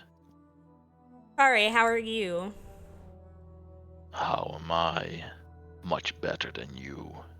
Oh. Sometimes I marveled at my ability to be polite years with Anya. Is there something I can do for you, Akari? It's very brave of you to be out and about without one of your protectors, isn't it? You're a fascinating subject, aren't you? I need protection? Well... Also, can I point out, look at this dude's face over here. What's going on? It kind of looks like he's like wearing a mask. It's not real. It's literally melting into It's melting into the background there. Crazy. From me. I hope it doesn't come as a surprise. You've got orders to kill me, don't you? He remained quiet. And yet, I am still alive. Still, it's interesting how you're moving so uninhibitedly now. I've barely seen you these past few days. Yet here you are, and without an escort. You've grown comfortable. No. Are you certain? I thought you might have forgotten where we are. We may no longer be in Galia, but we are on a Galian ship. He shifted his focus to something over my shoulder, though I didn't dare turn my back to him to see what it was. Damn, she didn't fall for a trick. But you look, stab. Look over there. I hope you feel better soon, Alenka. Goodbye. He left. Just as I exhaled, I felt a slap on my back. To my credit, I maintained my balance, if barely. The best girl! Hell yeah. The true route. Heck yeah. You alright? I nodded. He's just rattling you. Playing a game. Playing a game. Yes, exactly. Don't let him take your mind. My mind's full these days. She frowned. I'm going to send someone to keep an eye on you, Alenka. You don't look good. Wow. With all the interest in you and Akari slithering about, it's just a good idea if you stay near someone who can pull you out of the web. Preference? I mean, we're going for Heron's route, right? Yeah, so might we'll just keep going with that. Yeah. Heron? Oh, won't that little gnat be delighted? You don't like Heron, eh? She waved her hands. No, Heron's not that bad. He just does whatever Anya wants. So we have a problem when Heron and I want different things.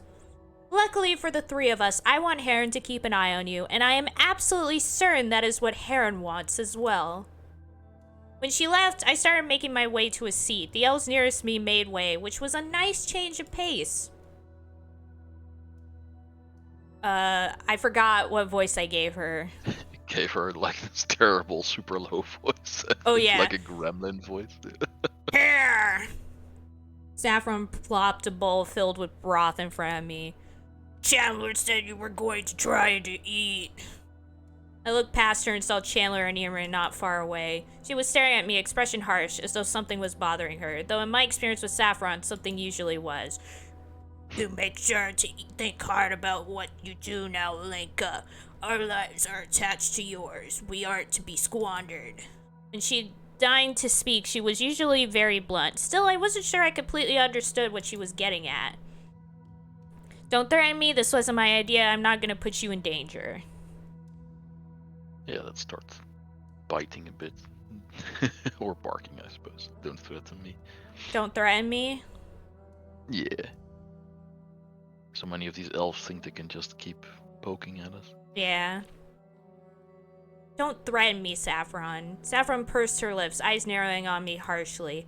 I won't let the three of us fall alongside your little spot in the Rathon. If the odds are stacked against you, we Gahalians do not simply submit to a sinking ship because we are told to. We follow orders, but we show our strength and we survive. By then, Erin and Chandler had made their way over to us. The three scouts took to watching me as though waiting for something. My patience was quickly spent. What? Are you going to eat? When I please? Erin scoffed. We should continue your training when you feel able. Perhaps if you manage to keep that down. Think that's a good idea to provoke the Kunthatal in light of... The docks? Yes, we're at sea. If you're gonna cause unmitigated havoc, better on a ship where a fire is your ruin as much as anyone's. Wonderful. Now you're feeling sacrificial, would rather not, we might as well.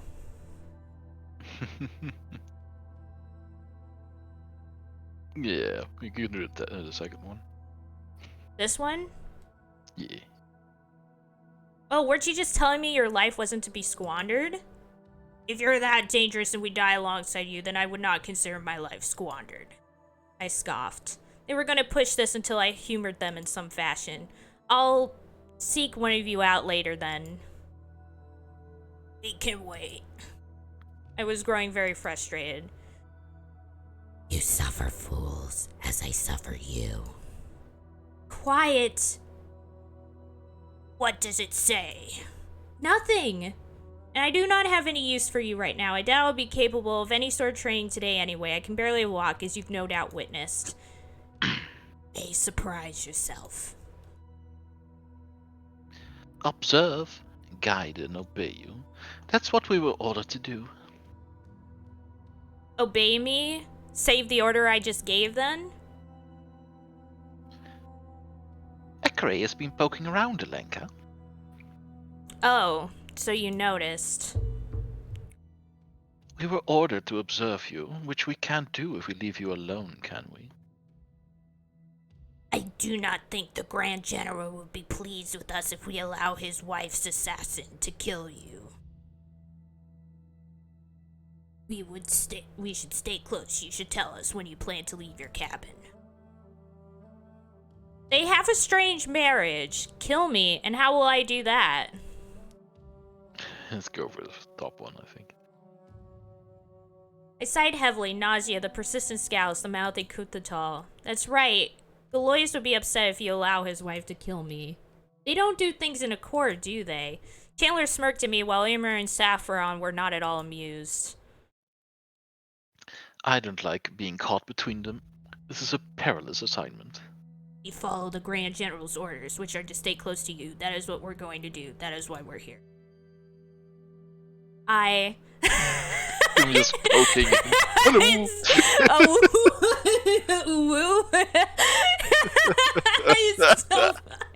Just he appears out on the corner there. This is so funny.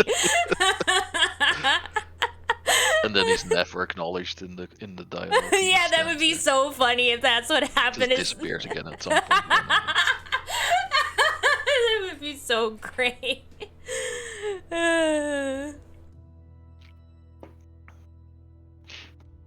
Are you going to vomit? Aaron?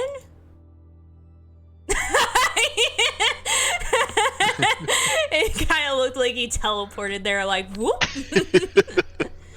Madrele, I've missed you. He moved his arms around me without any warning whatsoever. His hold was gentle. Oh. You're not feeling well, I hear. I'm getting better. Good. He let me go. Are you enjoying the reins of command, then?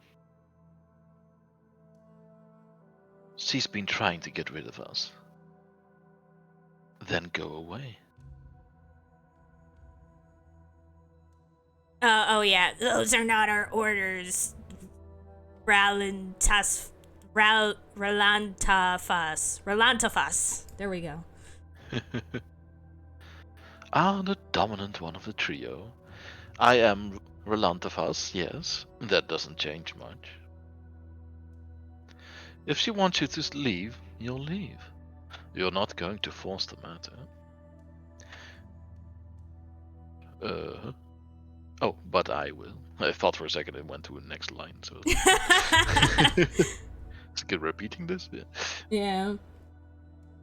The mask in training. I hate masks. Ikari has been sniffing about. Has he ever been your tutor? I'll keep her safe. Saffron sighed as though she found continuing the protest a futile endeavor. Fine. Don't forget about your training, Alenka. Mom. Milady. You were nodding at me, belated. The three left. My goddess. My queen. My queen.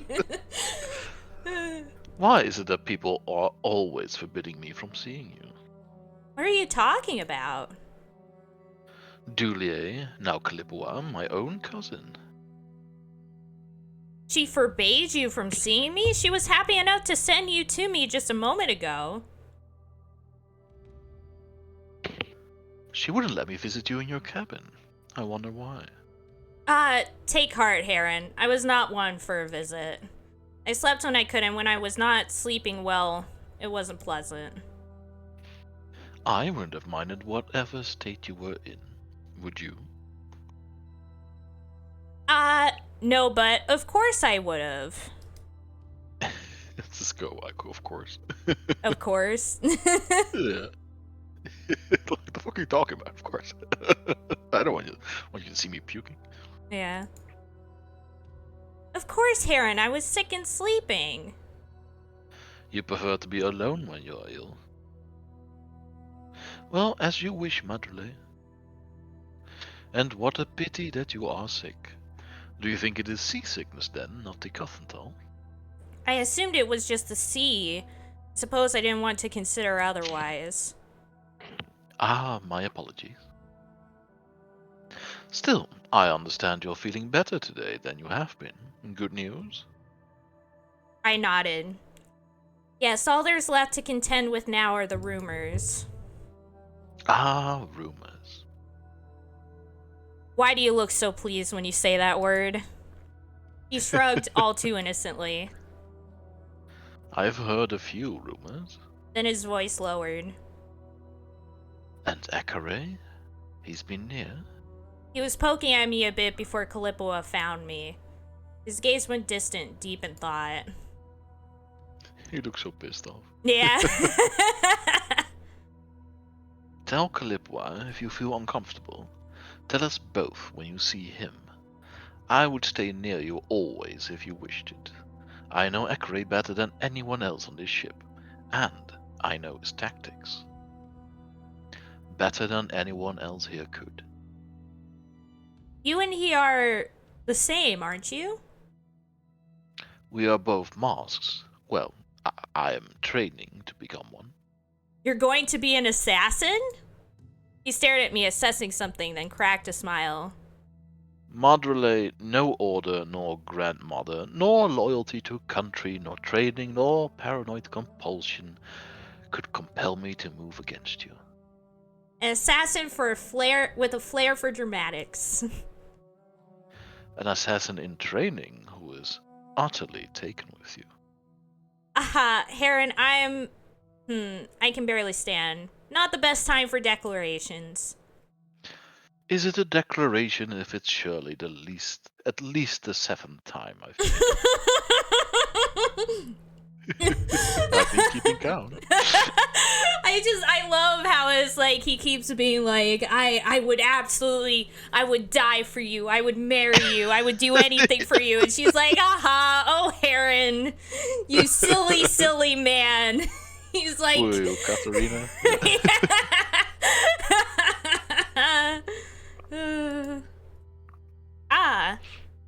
Tell me about your training. What is it that you learn? How to lie, how to kill things, how to distract and confuse, to discern the truth. You can do all that? I'm learning to. How have you lied to me? Not unless I've also lied to myself. He smiled and grew closer again, moving his arms around me once more in a stronger hold that seemed truer to form. Stop it, blush. I could live with that. Not shy at all, are you? Let's go with the last one. This one? Yeah. I laughed. So affectionate. Perhaps. I'm glad Clipwire isn't around. You would be less shy then? No, but I'm not eager to give her evidence either.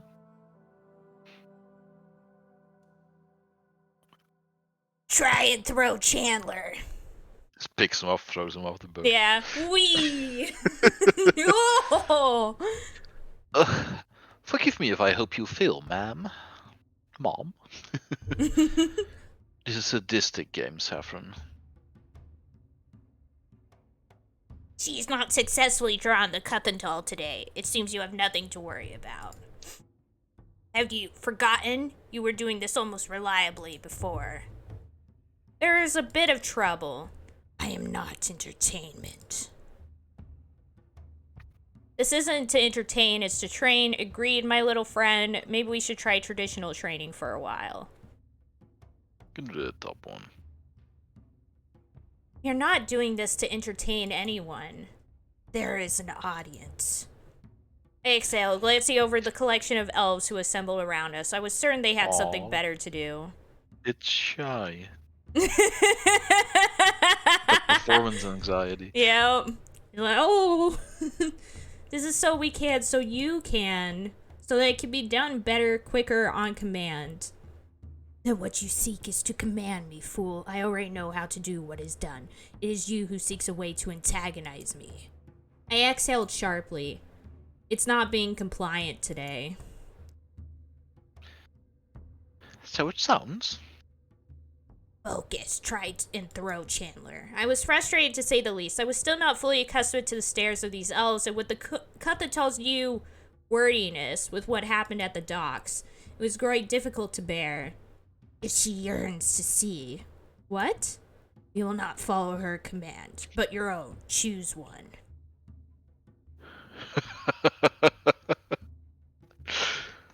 Oh man, that's tempting. It's so tempting. Yeah. So it just like explodes Saffron's head. That'll be funny.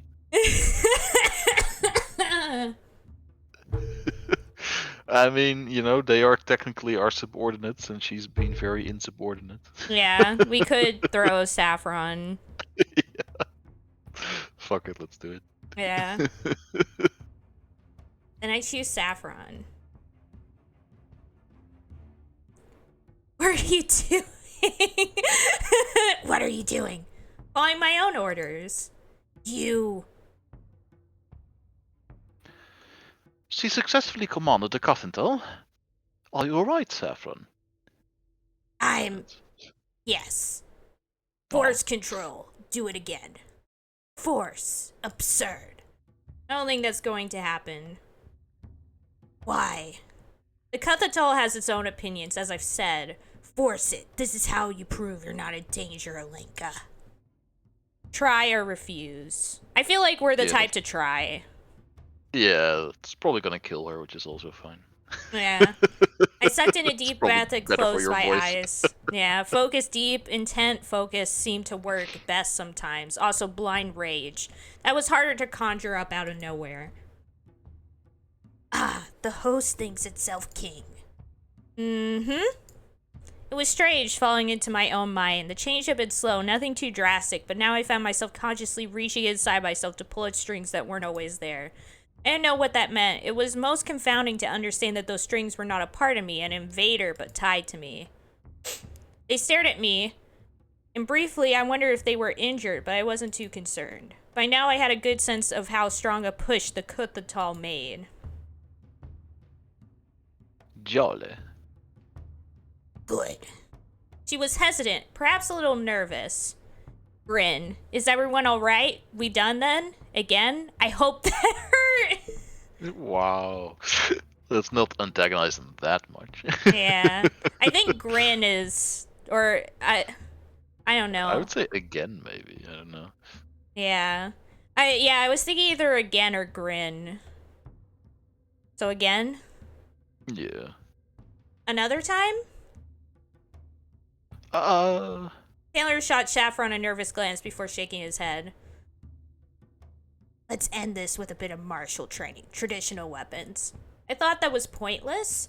It is. Nevertheless, we were ordered to train you as a Gahalian soldier, however futile it may be in certain aspects. It might not be futile with enough time. We do not have time with her. No, Imre, I'm not despairing her race. The Cuthatol is a dying ember, isn't it? Here, Mom. He held out my weapon. Take your dagger, take your bow. I think we're more of a close-up and personal type. Yeah, so dagger.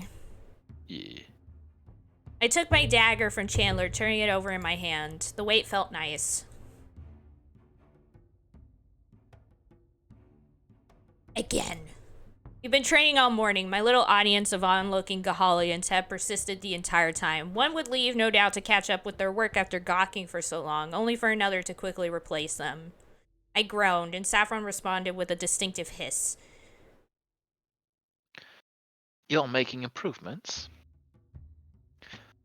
You're being kind. Before Kahalia, I would never have considered myself weak. I had to wrestle life from that barren wood every day. But I had never held a weapon, not a proper weapon, before. It was a different kind of exhausting. I was frustrated. I was getting stronger, though. Despite that strange exhaustion that accompanied the Kuthental, I could feel it. My proficiency with my dagger still left a lot to be desired, but... Alenka! Focus! The ship rocked, and my weapon fumbled from my grip, crashing onto the deck. Ah, it's so you die.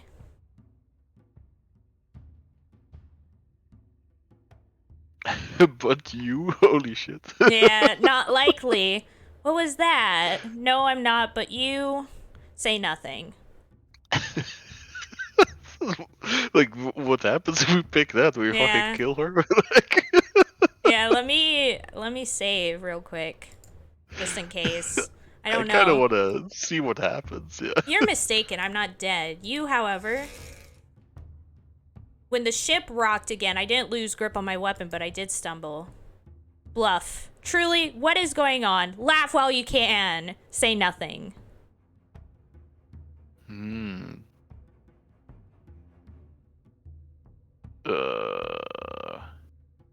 Bluff, I guess. I don't know what that does. You're enjoying this, or so the Kuthental informs me. Her smile disappeared fast. Good.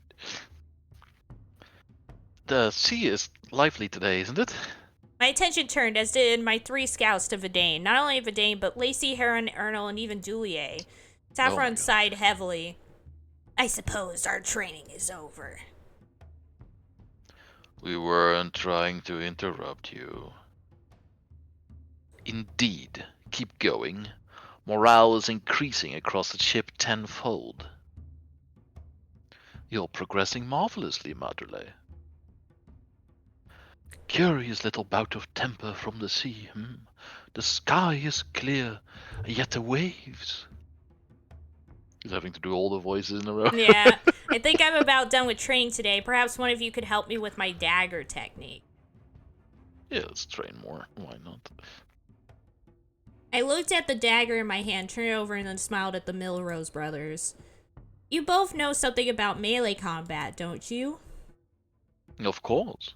I know more than Ernal about that particular weapon of yours. Ernal prefers more obnoxious blades. And Heron knows more about talking than fighting. Perhaps I fight with my tongue where I can. Wink, wink. You know what? Let's fight Ernal. Heck yeah.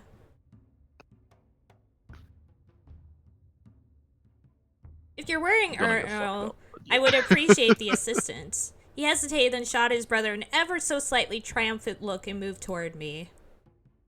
You have to make friends with our future husband's brother, right? Yep. Let's see. You must get closer to strike, but your instincts will tell you to keep your distance. First you steel yourself. You plunge yourself into the danger of an opponent who will be fighting for their life. And so will you be. I just love hearing him be so exhausted about it. Like, I guess we're fighting now. Here's what you do. I guess you'll have to live a bit longer. I don't know why you would fight for this life. It's not even worth living, but alright. When I was a young boy, my father took me into the city to see a marching band. Never let yourself be parted from your weapon. And never let yourself underestimate anything that wants you dead. Drawn out dead. I had nodded that I understood, but no sooner than I had did he disarmed me. I barely even made sense of his movements. My wrist was a little sore as he twisted it so that my fingers would spring open. My dagger had dropped into his possession. Teach me that, or point taken. Yeah, let's say teach me that. Why not? Teach me. He smiled. I'll try. Aw, I've seen this assembly before, haven't I? It's everyone, the whole gang's together. Yeah, the whole gang, the whole squad, let's go! Lacey is standing up slightly to the side. It's funny. Yeah. Yeah, he's just kind of like hanging off the side of the screen. I'm not part of this. Keep me out of the picture. It's like a group shot. He's like, I'm not with these people. Everybody take a picture, and Lacey's like, oh, brother. You told us to keep an eye on her, Commander. We've amassed something of an audience all around. No privacy aboard a ship like this. Are you sure they're not all looking at you, Dulier? Is something the matter, Callie? Maybe. I was talking with Captain Lexisi. How was the training? Alexi's? I don't know. Lexi's? I don't know. How is the training treating you, Alenka? Alright, strange. Would prefer privacy. Hate it. Well, let's say alright. Let's stay confident. It's treating me well. I'm learning new things. Who could complain? She grinned at me. Come with me, all of you. What's going on? Calippo aside, rolled her shoulder, then looked at me. How do we get here so fast? Yeah, teleported over there. Nyum. TP over to TP, to Steve. TP over to Steve is cool in the lower decks, guys. / TP. How do you type that username again? Have any weird dreams? Yes. What is this about? No. Let's ask first. What is this about? She shook her head. Captain Lexis has been getting reports of strange things going on aboard the ship. The natural suspect is, of course... Oh, but one heart. I knew this would be ridiculous, yet even still. What specifically has been going on? Dreams? She cannot be tied to dreams. They are as transient as the air, and as easily influenced as a newborn. Have any of you had any dreams? I haven't. Not related to her, the Cuthental, any at all, in fact. But you 5 have spent the most time with her. I haven't. A coin's toss if you're telling the truth. No offense, Onyx Chandler. I am as offended as I should be. I haven't had any dreams. I've given up on my dreams long ago. Dreams just lead to disappointment. And she's like, not that kind of dreams, Ariel. Alright, Ernal, thanks for your contribution. Calippo watched Earl for a moment, then nodded. I doubt he'd lied to me. You 3? I had a dream where I killed pirates. Somewhat related. No, I haven't. Oh, we got a new thing in the No compendium. dreams, just fantasies. Yeah, basically. He's like, oh, I wish she could come at me with like a whip.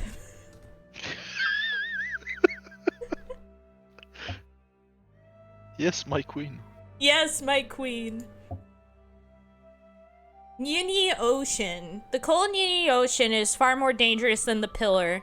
Even should one be capable of withstanding the temperature, the narrow ice caps are inhabited by ferocious creatures such as the Nokai and the Tempal. The third danger comes from the Nini's intelligent denizens, Korika. It is thus little surprise that Nini ice, salt, fish, and game can be traded in the Pillar regions at an astounding price. Daring fishermen, hunters, and scavengers consider the Nini a sort of final gauntlet, a goal for the most prepared at the top of their game. It is not only the Nini itself that is so dangerous. The path one must take by boat from Pillar to Nini is riddled with its dangers. Pirates have made Denno's Nest a thriving outpost, and across from them the pitter worms. Suffice it to say, there are not many who have successfully ventured to Nini and returned.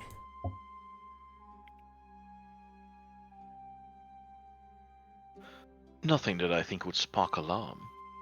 Of course, she's always in my dreams. It's nothing unusual. Right. Not that I was really assuming Alenka was causing some sort of mass dream premonition. Felixi has no reason to doubt his fellows. Perhaps you should meet him, Alenka?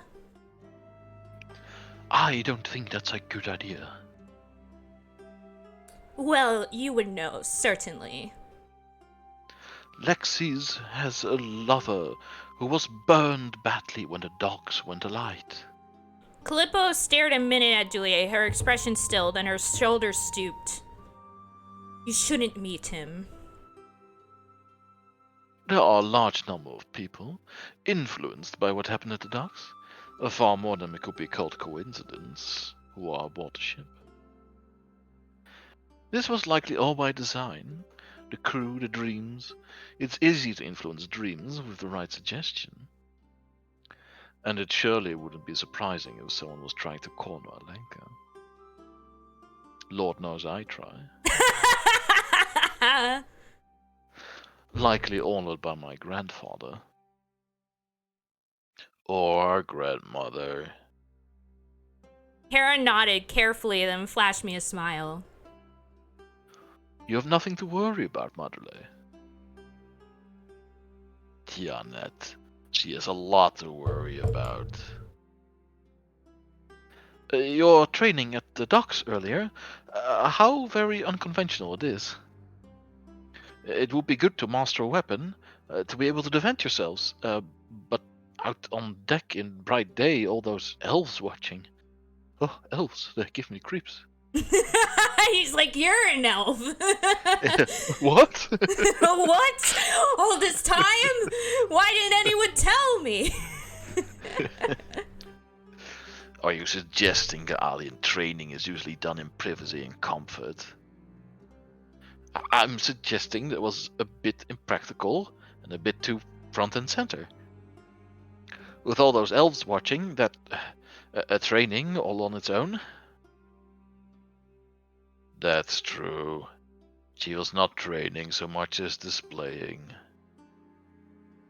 But you needn't mind anyone. You can ignore our scouts, however much they protest. You can stay with one of us and walk aside us on our duties. What a charmed and overly simple existence you live in, little cousin. Are not our masks supposed to be deviously clever and aware? I am both, dear cousin. Thus I wish to be near her and keep her safe. What are your thoughts? You've been quiet, Alenka. I haven't had a chance to say anything. You guys are talking. Like, yeah, I'm fine. Yeah. Keep going. Yeah. Another problem. I'm in danger and trapped on a ship. I'm alright. Let's go with another problem. It's been too long since someone's wanted me dead, I suppose. I don't think the Grand General ever stopped. Neither have I. Aw, Lacey. Same old, same old. And what is the danger? Akare is the assassin, but he's trying to manipulate the ship, to manipulate Lexis. Aboard the Bastion, he is king, Juliet. It's true. He may face some sort of judgment upon returning to Kahalia, but due But that's assuming he did act in accordance with Galoy's wishes. Is he wise enough to recognize when he's being used? Because I, for one, do not doubt Galoy's willingness to sacrifice a scapegoat. Lexis is a passionate man with a temper, but despite both, he is commended for control and clear thinking. He will be difficult to fully manipulate. He thinks she burned his lover. Has he said anything about Alenka, Kali? Something implying resentment or revenge? Kalipua shook her head. No, but he's not a fool. Everyone has seen me with Licken's rebellion by now. But why spread paranoia about her? Why make a display of her? To what end? To frame her in a poor light. That's not an insult, Alenka. You're simply new to your training. She was successful in drawing the Kathintal for all to see. If we are back to an attempt at invoking hysteria, mass fear among our kin, Galois is disappointing. Power, no ability to control it. Then the Grand General's trying to make a fool of her. I hadn't anticipated that. And we were all depending on your observations. No more training, get to the bottom of this. Ekare? Yeah, let's start ordering if you want them around. So get to the bottom of this? Yeah. We have to know what's going on. I'm so tired of defending myself from the unknown and unseen. Whatever machinations are at play, those 3 scouts assigned to you are hardly masks with training for clever traps. They're shamed, though they lack skill. There's Akare. It's very frustrating. It's also uncoordinated and strange. Are you saying you cannot make sense of this either? Well, whatever shall we do? We will investigate things as we can. There are times when the fragments only come together at the end. Heron, stop looking at me like that.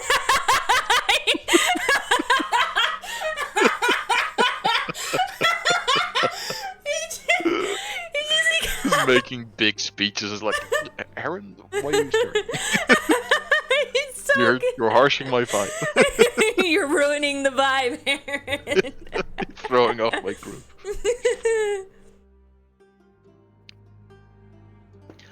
Whatever you're imagining is a distraction, and pained as I am to say it, with your mask training, halved as it is, you're best focused on the real enemy.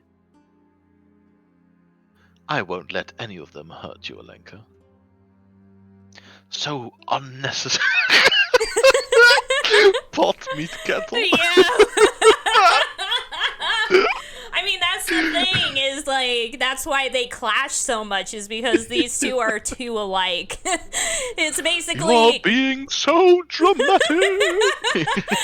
Like, basically, Dulier is just like what Heron will probably be like many years down the line. So it's basically like, Dulier is seeing like probably what his younger self was like, and Heron is dealing with like an obstacle. Yeah. Yeah. And so it's just like crash into each other, just like Vidane and Lacey as well. And then Earl is just like in the middle, like, guys, guys, please. And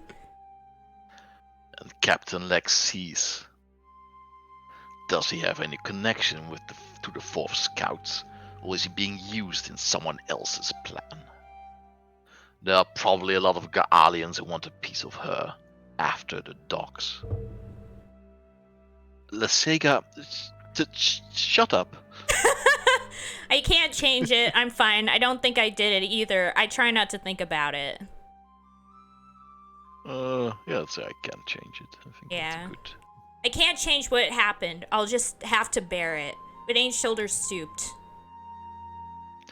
We don't know what happened, Madule. Either way, there was no intent. The damage was minimal by all accounts.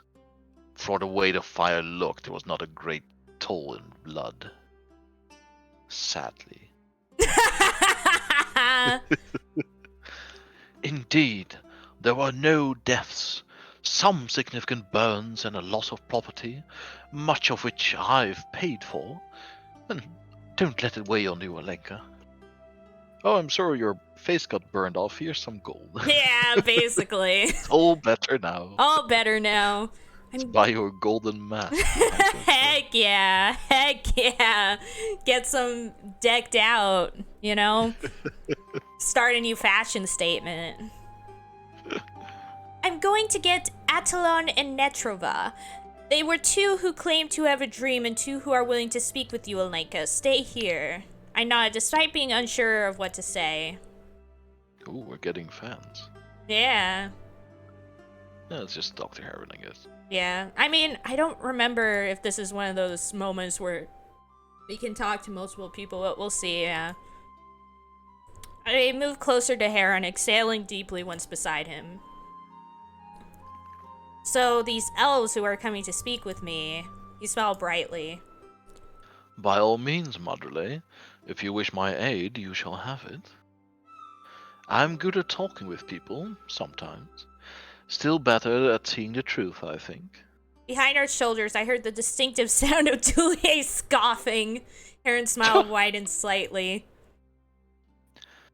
I think I've been getting under his skin. I suppose he knows how close I am to stealing you away from him.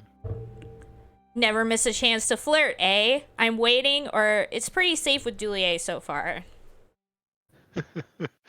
Let's go with the top one. Oh, Heron, never is a bad time, Not when time is of the essence, Madrele. I don't know how long you'll be grazing us with your presence. Best to make an impression while I can. And by that, of course, you will have the world at your feet before much longer. If I have any hope of, well, I apologize if the timing is unwelcome. I smiled at him, preferring to keep my thoughts on that to myself for the time being. What do you think about these dreams? I'm not sure. There's both much and little in the world that I believe can influence dreams. Most of which I believe can influence dreams anyone's capable of, Cathental or not. Which is to say, I think these dreamers are liars or being manipulated.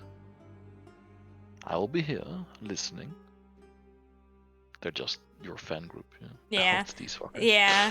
When Calippoa returned, she brought with her an elf who I recognized right away. You!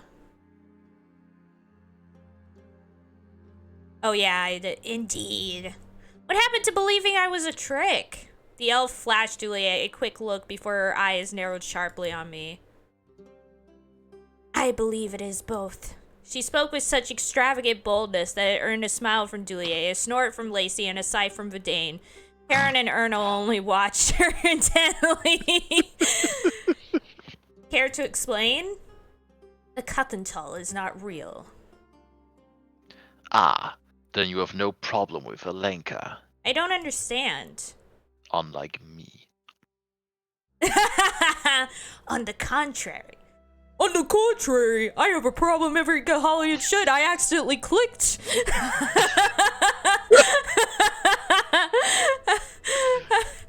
Oh well. She waved wildly at Dulier, who I briefly thought would bow in response to her gesture. You're the only one making a fool of yourself. Throw in with the Onyx traitor, and you call me a fool? Erno looked vicious.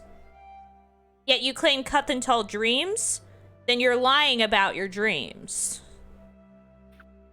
Yes, to the top one, I guess. Or no, wait, never mind. It didn't matter that much. And yet you've claimed to have dreams concerning the Cuthental, the nature of which hasn't been made clear to me, but the impression's been given that the dreams were unpleasant? I have had dreams, Genosonics. Genosonics. Elvish nonsense. Yeah. How unpleasant you are. Though I know their source is not what you would have me believe. You told Captain Lexius that you were concerned. I am concerned. Commander Sheet, no, he is a danger to every Gahalian. Another wild gesture at Dulier. This time, he only responded with a widened smile, clearly flattered.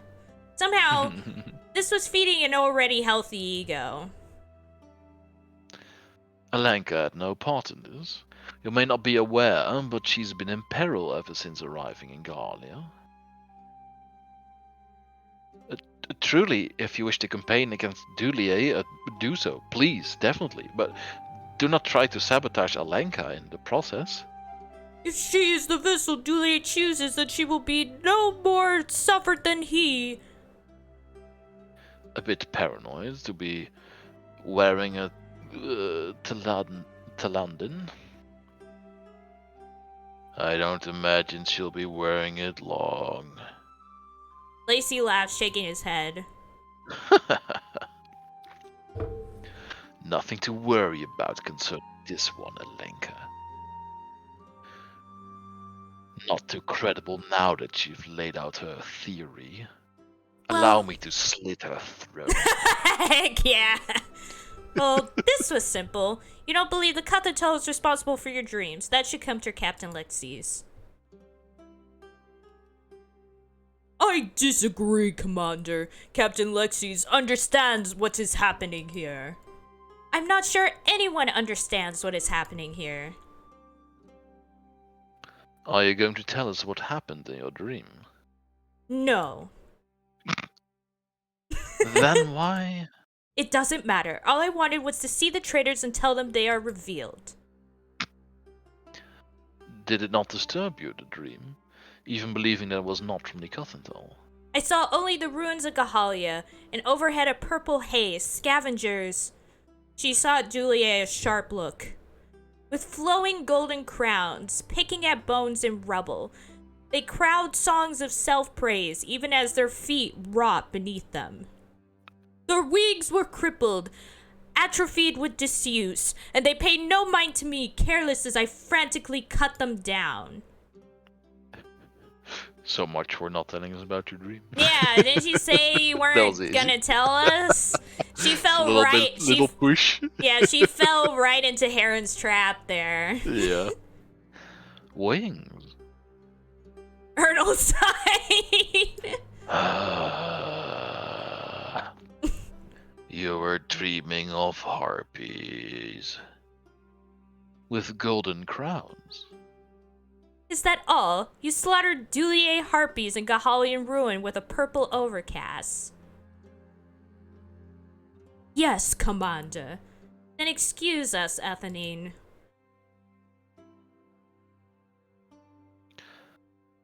Feel free to return at a later time, madam. I look forward to hearing more of your ideas. He's just so pleased by this. He's like, heck yeah.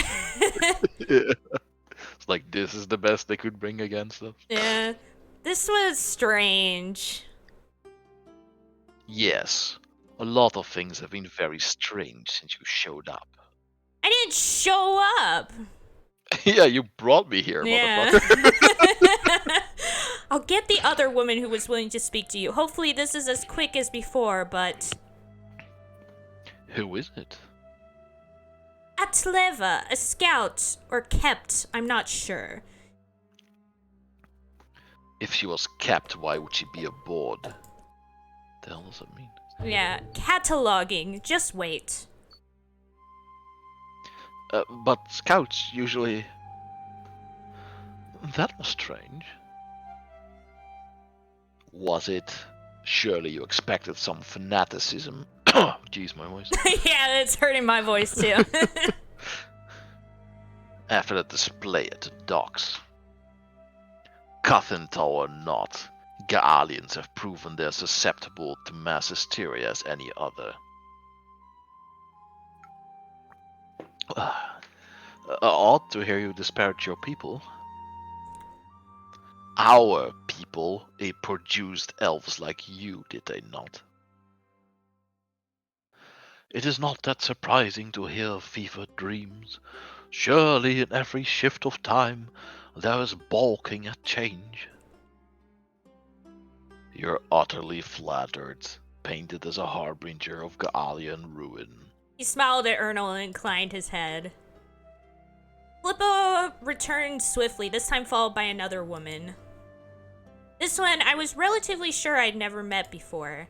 She immediately smiled at me, then bowed ever slightly.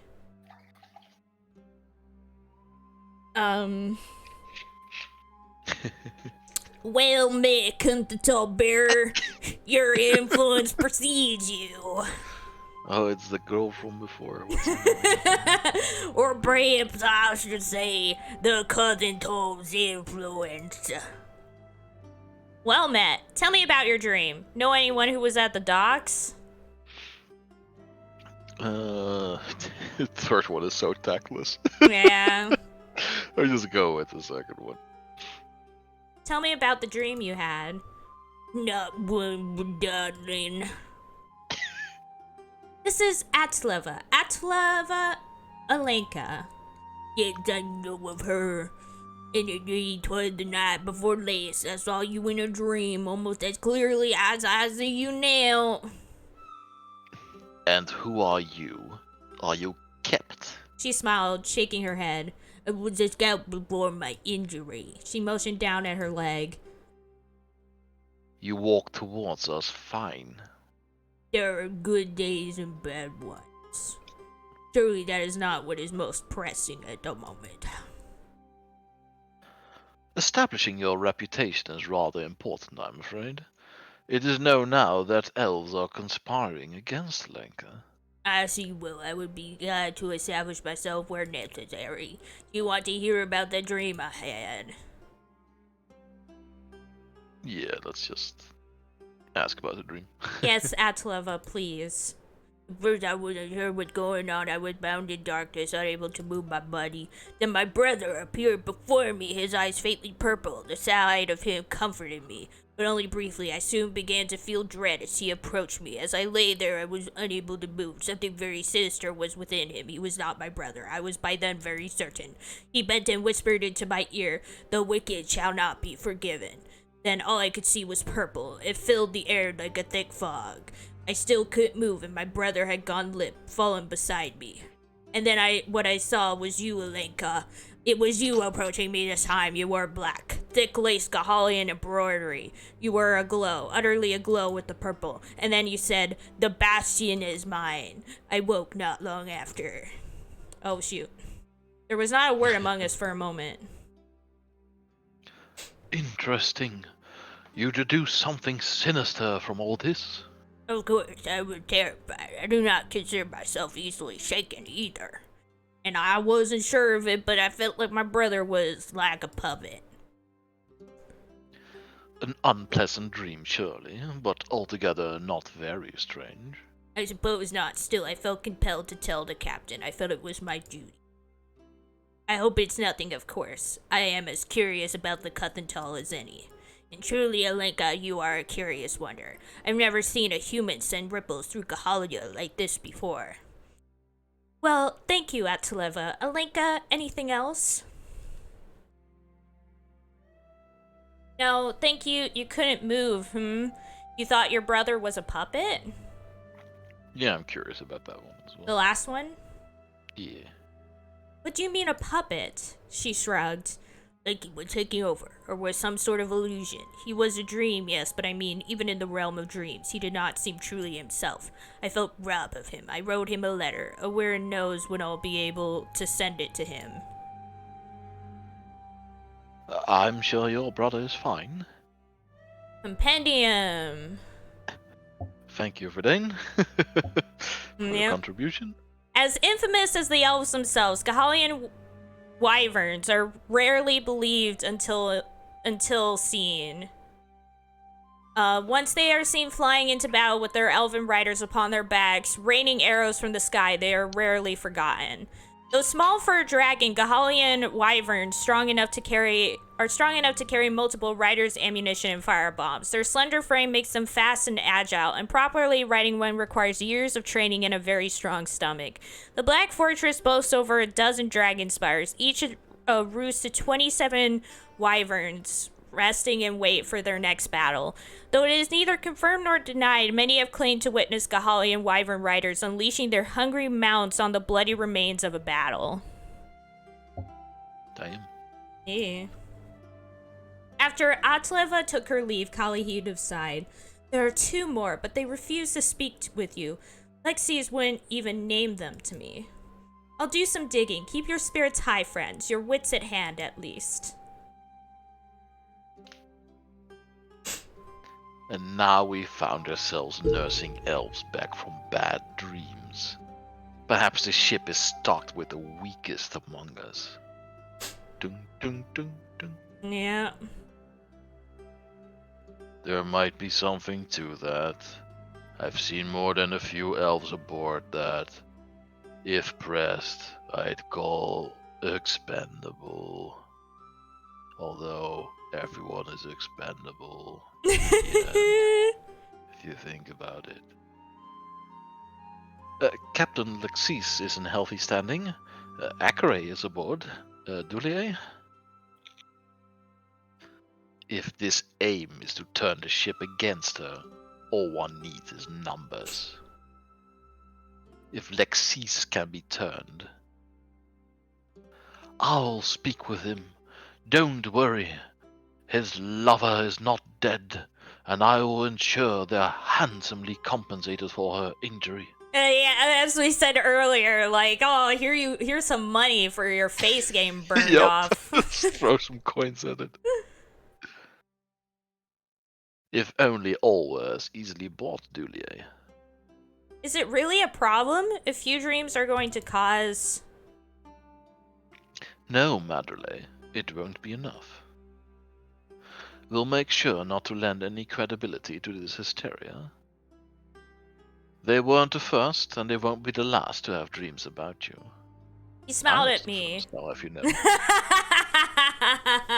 Heck yeah. He smiled at me, though his brow was knit slightly and betrayed concern. You'll be alright. He reached for my hand.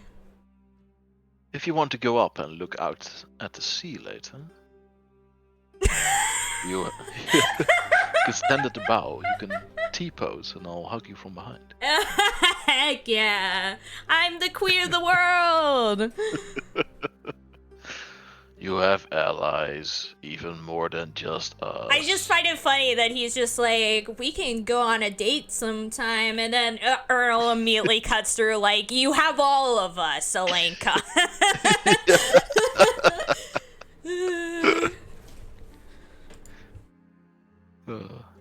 We'll fight for you. You already have been.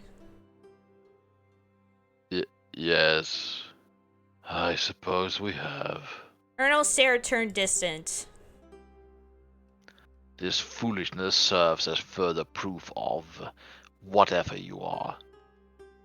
Whatever you're becoming. You've made us all fools. The only sensible thing left to do is embrace it. So I shall. Puts on like a jester's head. Heck yeah. He starts like doing a jig. It's like, but his face is still like, yeah, it's still, yeah, and everyone's just like, I think Lacey has actually gone insane. He's lost it. Evening rolled in without further upset. Caligula came back around and told us she thought Captain Lexis would be reasonable. After Athenaeus' conspiracy had come to light, he threw out the idea that these dreams were anything more than a coincidence. Still, I couldn't help but wonder. Pathetic how they scramble. Are you giving the elves bad dreams, Ghost? I am not within any but you. Why do you move your eyes about as if they can see me? You see what I want you to see. Is that... I exhaled a shaky breath, trying however futile it might be to pretend the thought of that hadn't disturbed me as much as it had. Then I am the only one whose dreams you spoil? Yes. Uncomfortably straightforward, my cryptic little plague. I am little because you don't see otherwise. You, small human, do not know the size of things. I lay in bed and exhaled. Peace came easier than it had in the past nights. Perhaps I truly was growing numb to the chaos. But why wouldn't I? So much was out of my control. And you believe you have allies, don't you? You would have me isolated, wouldn't you? You my only ally? I am not your ally. The one who wishes to isolate you is the old one. Included in his web all those who contributed to your abduction. We were both abducted. Were we? I refused to let it rob me of any more sleep. I would try, see disturbing crops in my mind meant to torment me and keep me awake, but I refused. And when it didn't respond anymore, I exhaled relief. Perhaps I was getting good at shutting the little ghost up. I heard shuffling outside the cabin door and turned my head. Caligula said she'd be working through the night, but perhaps... It is not Heron. I didn't think... Didn't you? You chose him from the others. I scoffed at the way the voice in my head made that sound. Scoff as you like, but do not forget I am within. All it took was idle flattery and moon-eyed stares. You are a fickle flower, and built in his eyes as quickly as you have mine. Fine, we're growing close. There's someone else I'd hoped. I have no interest in any of them. Lie, I have no interest in any of them. This is the part, I think, where we fully solidify who we're with, it seems. Yeah, let's just do the top one then. We're growing close, I suppose, but it will not last. Oh, snap, here we are. Yeah, let's go for it. Let's go. Pathetic.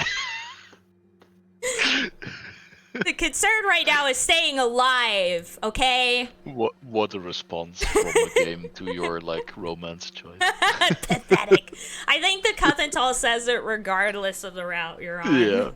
A wasted It's just, concern. funny moment for you. Yeah. You won't. Just imagining other like, what's it called? Like, visual novels doing the same thing. It's just funny. Yeah, it's great. Do you worry for Are you sure you want to pick this character to romance? You pick them in the games, like, pathetic. Pathetic. What a terrible route choice. You have no taste.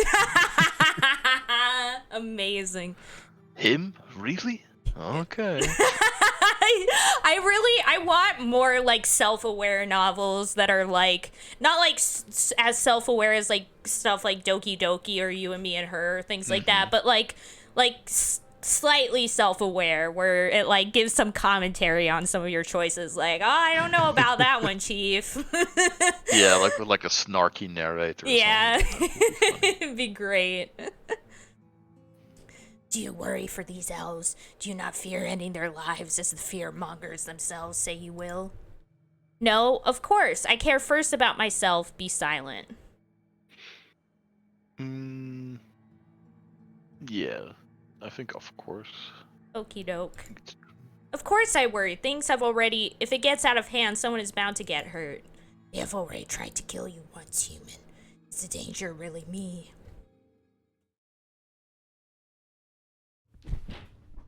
The impact on my face to the floor woke me up.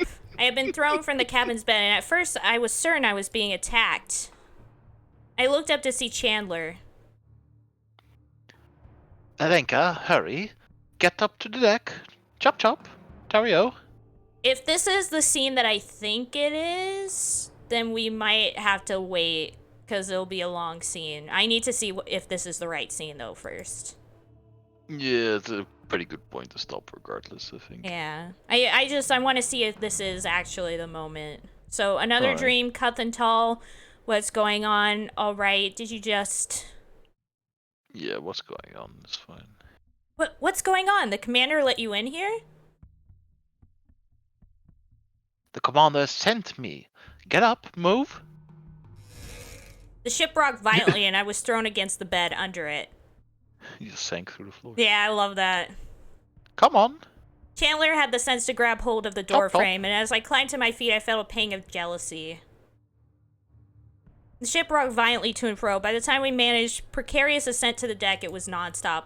I couldn't imagine what would roll a mighty ship like this, and once we were on We're up top. Nothing made itself any clearer. Elves were scrambling everywhere. Were we under attack?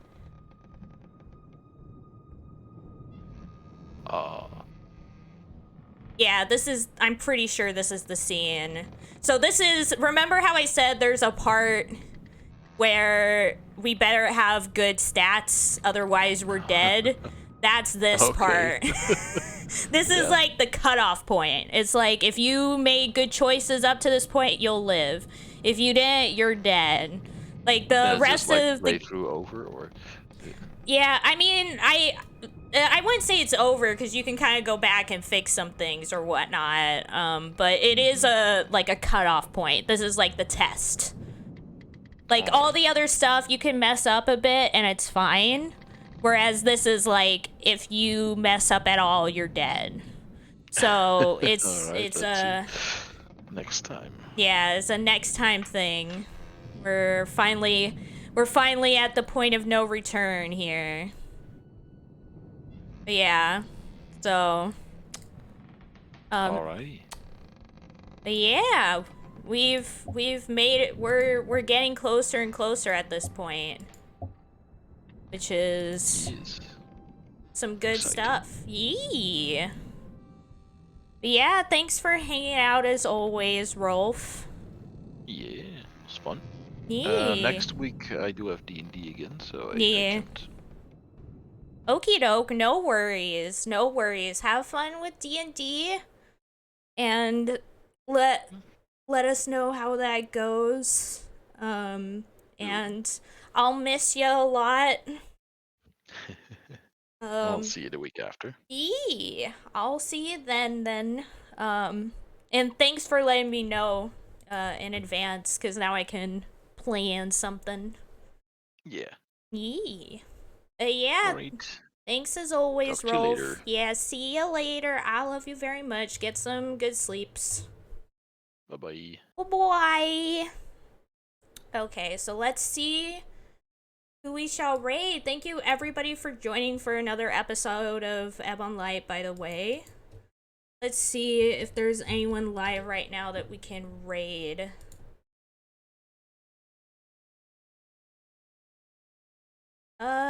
Qflux is live. Tilde's RT game is live.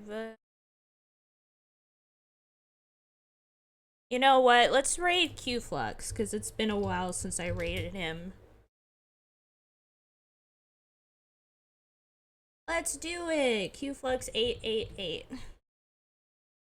There we go. Thank you guys so much for joining as always. Thanks for being here for the Elvish Twilight. I'll see you guys on Saturday for more we're playing Gmod this upcoming Saturday, actually. I completely forgot. But yeah, Gmod this upcoming Saturday, which will be a good time. We'll be doing some horror maps for Halloween season, and then I'll figure out what I'm playing on Monday. Maybe some random Itch.io games. Who knows? We'll see. Maybe I'll even already have Gotham Knights, and maybe I'll play that instead. Get into that. But yeah, thank you guys all so much for joining as always. I love you all very much. Thanks for being here. Bye-bye.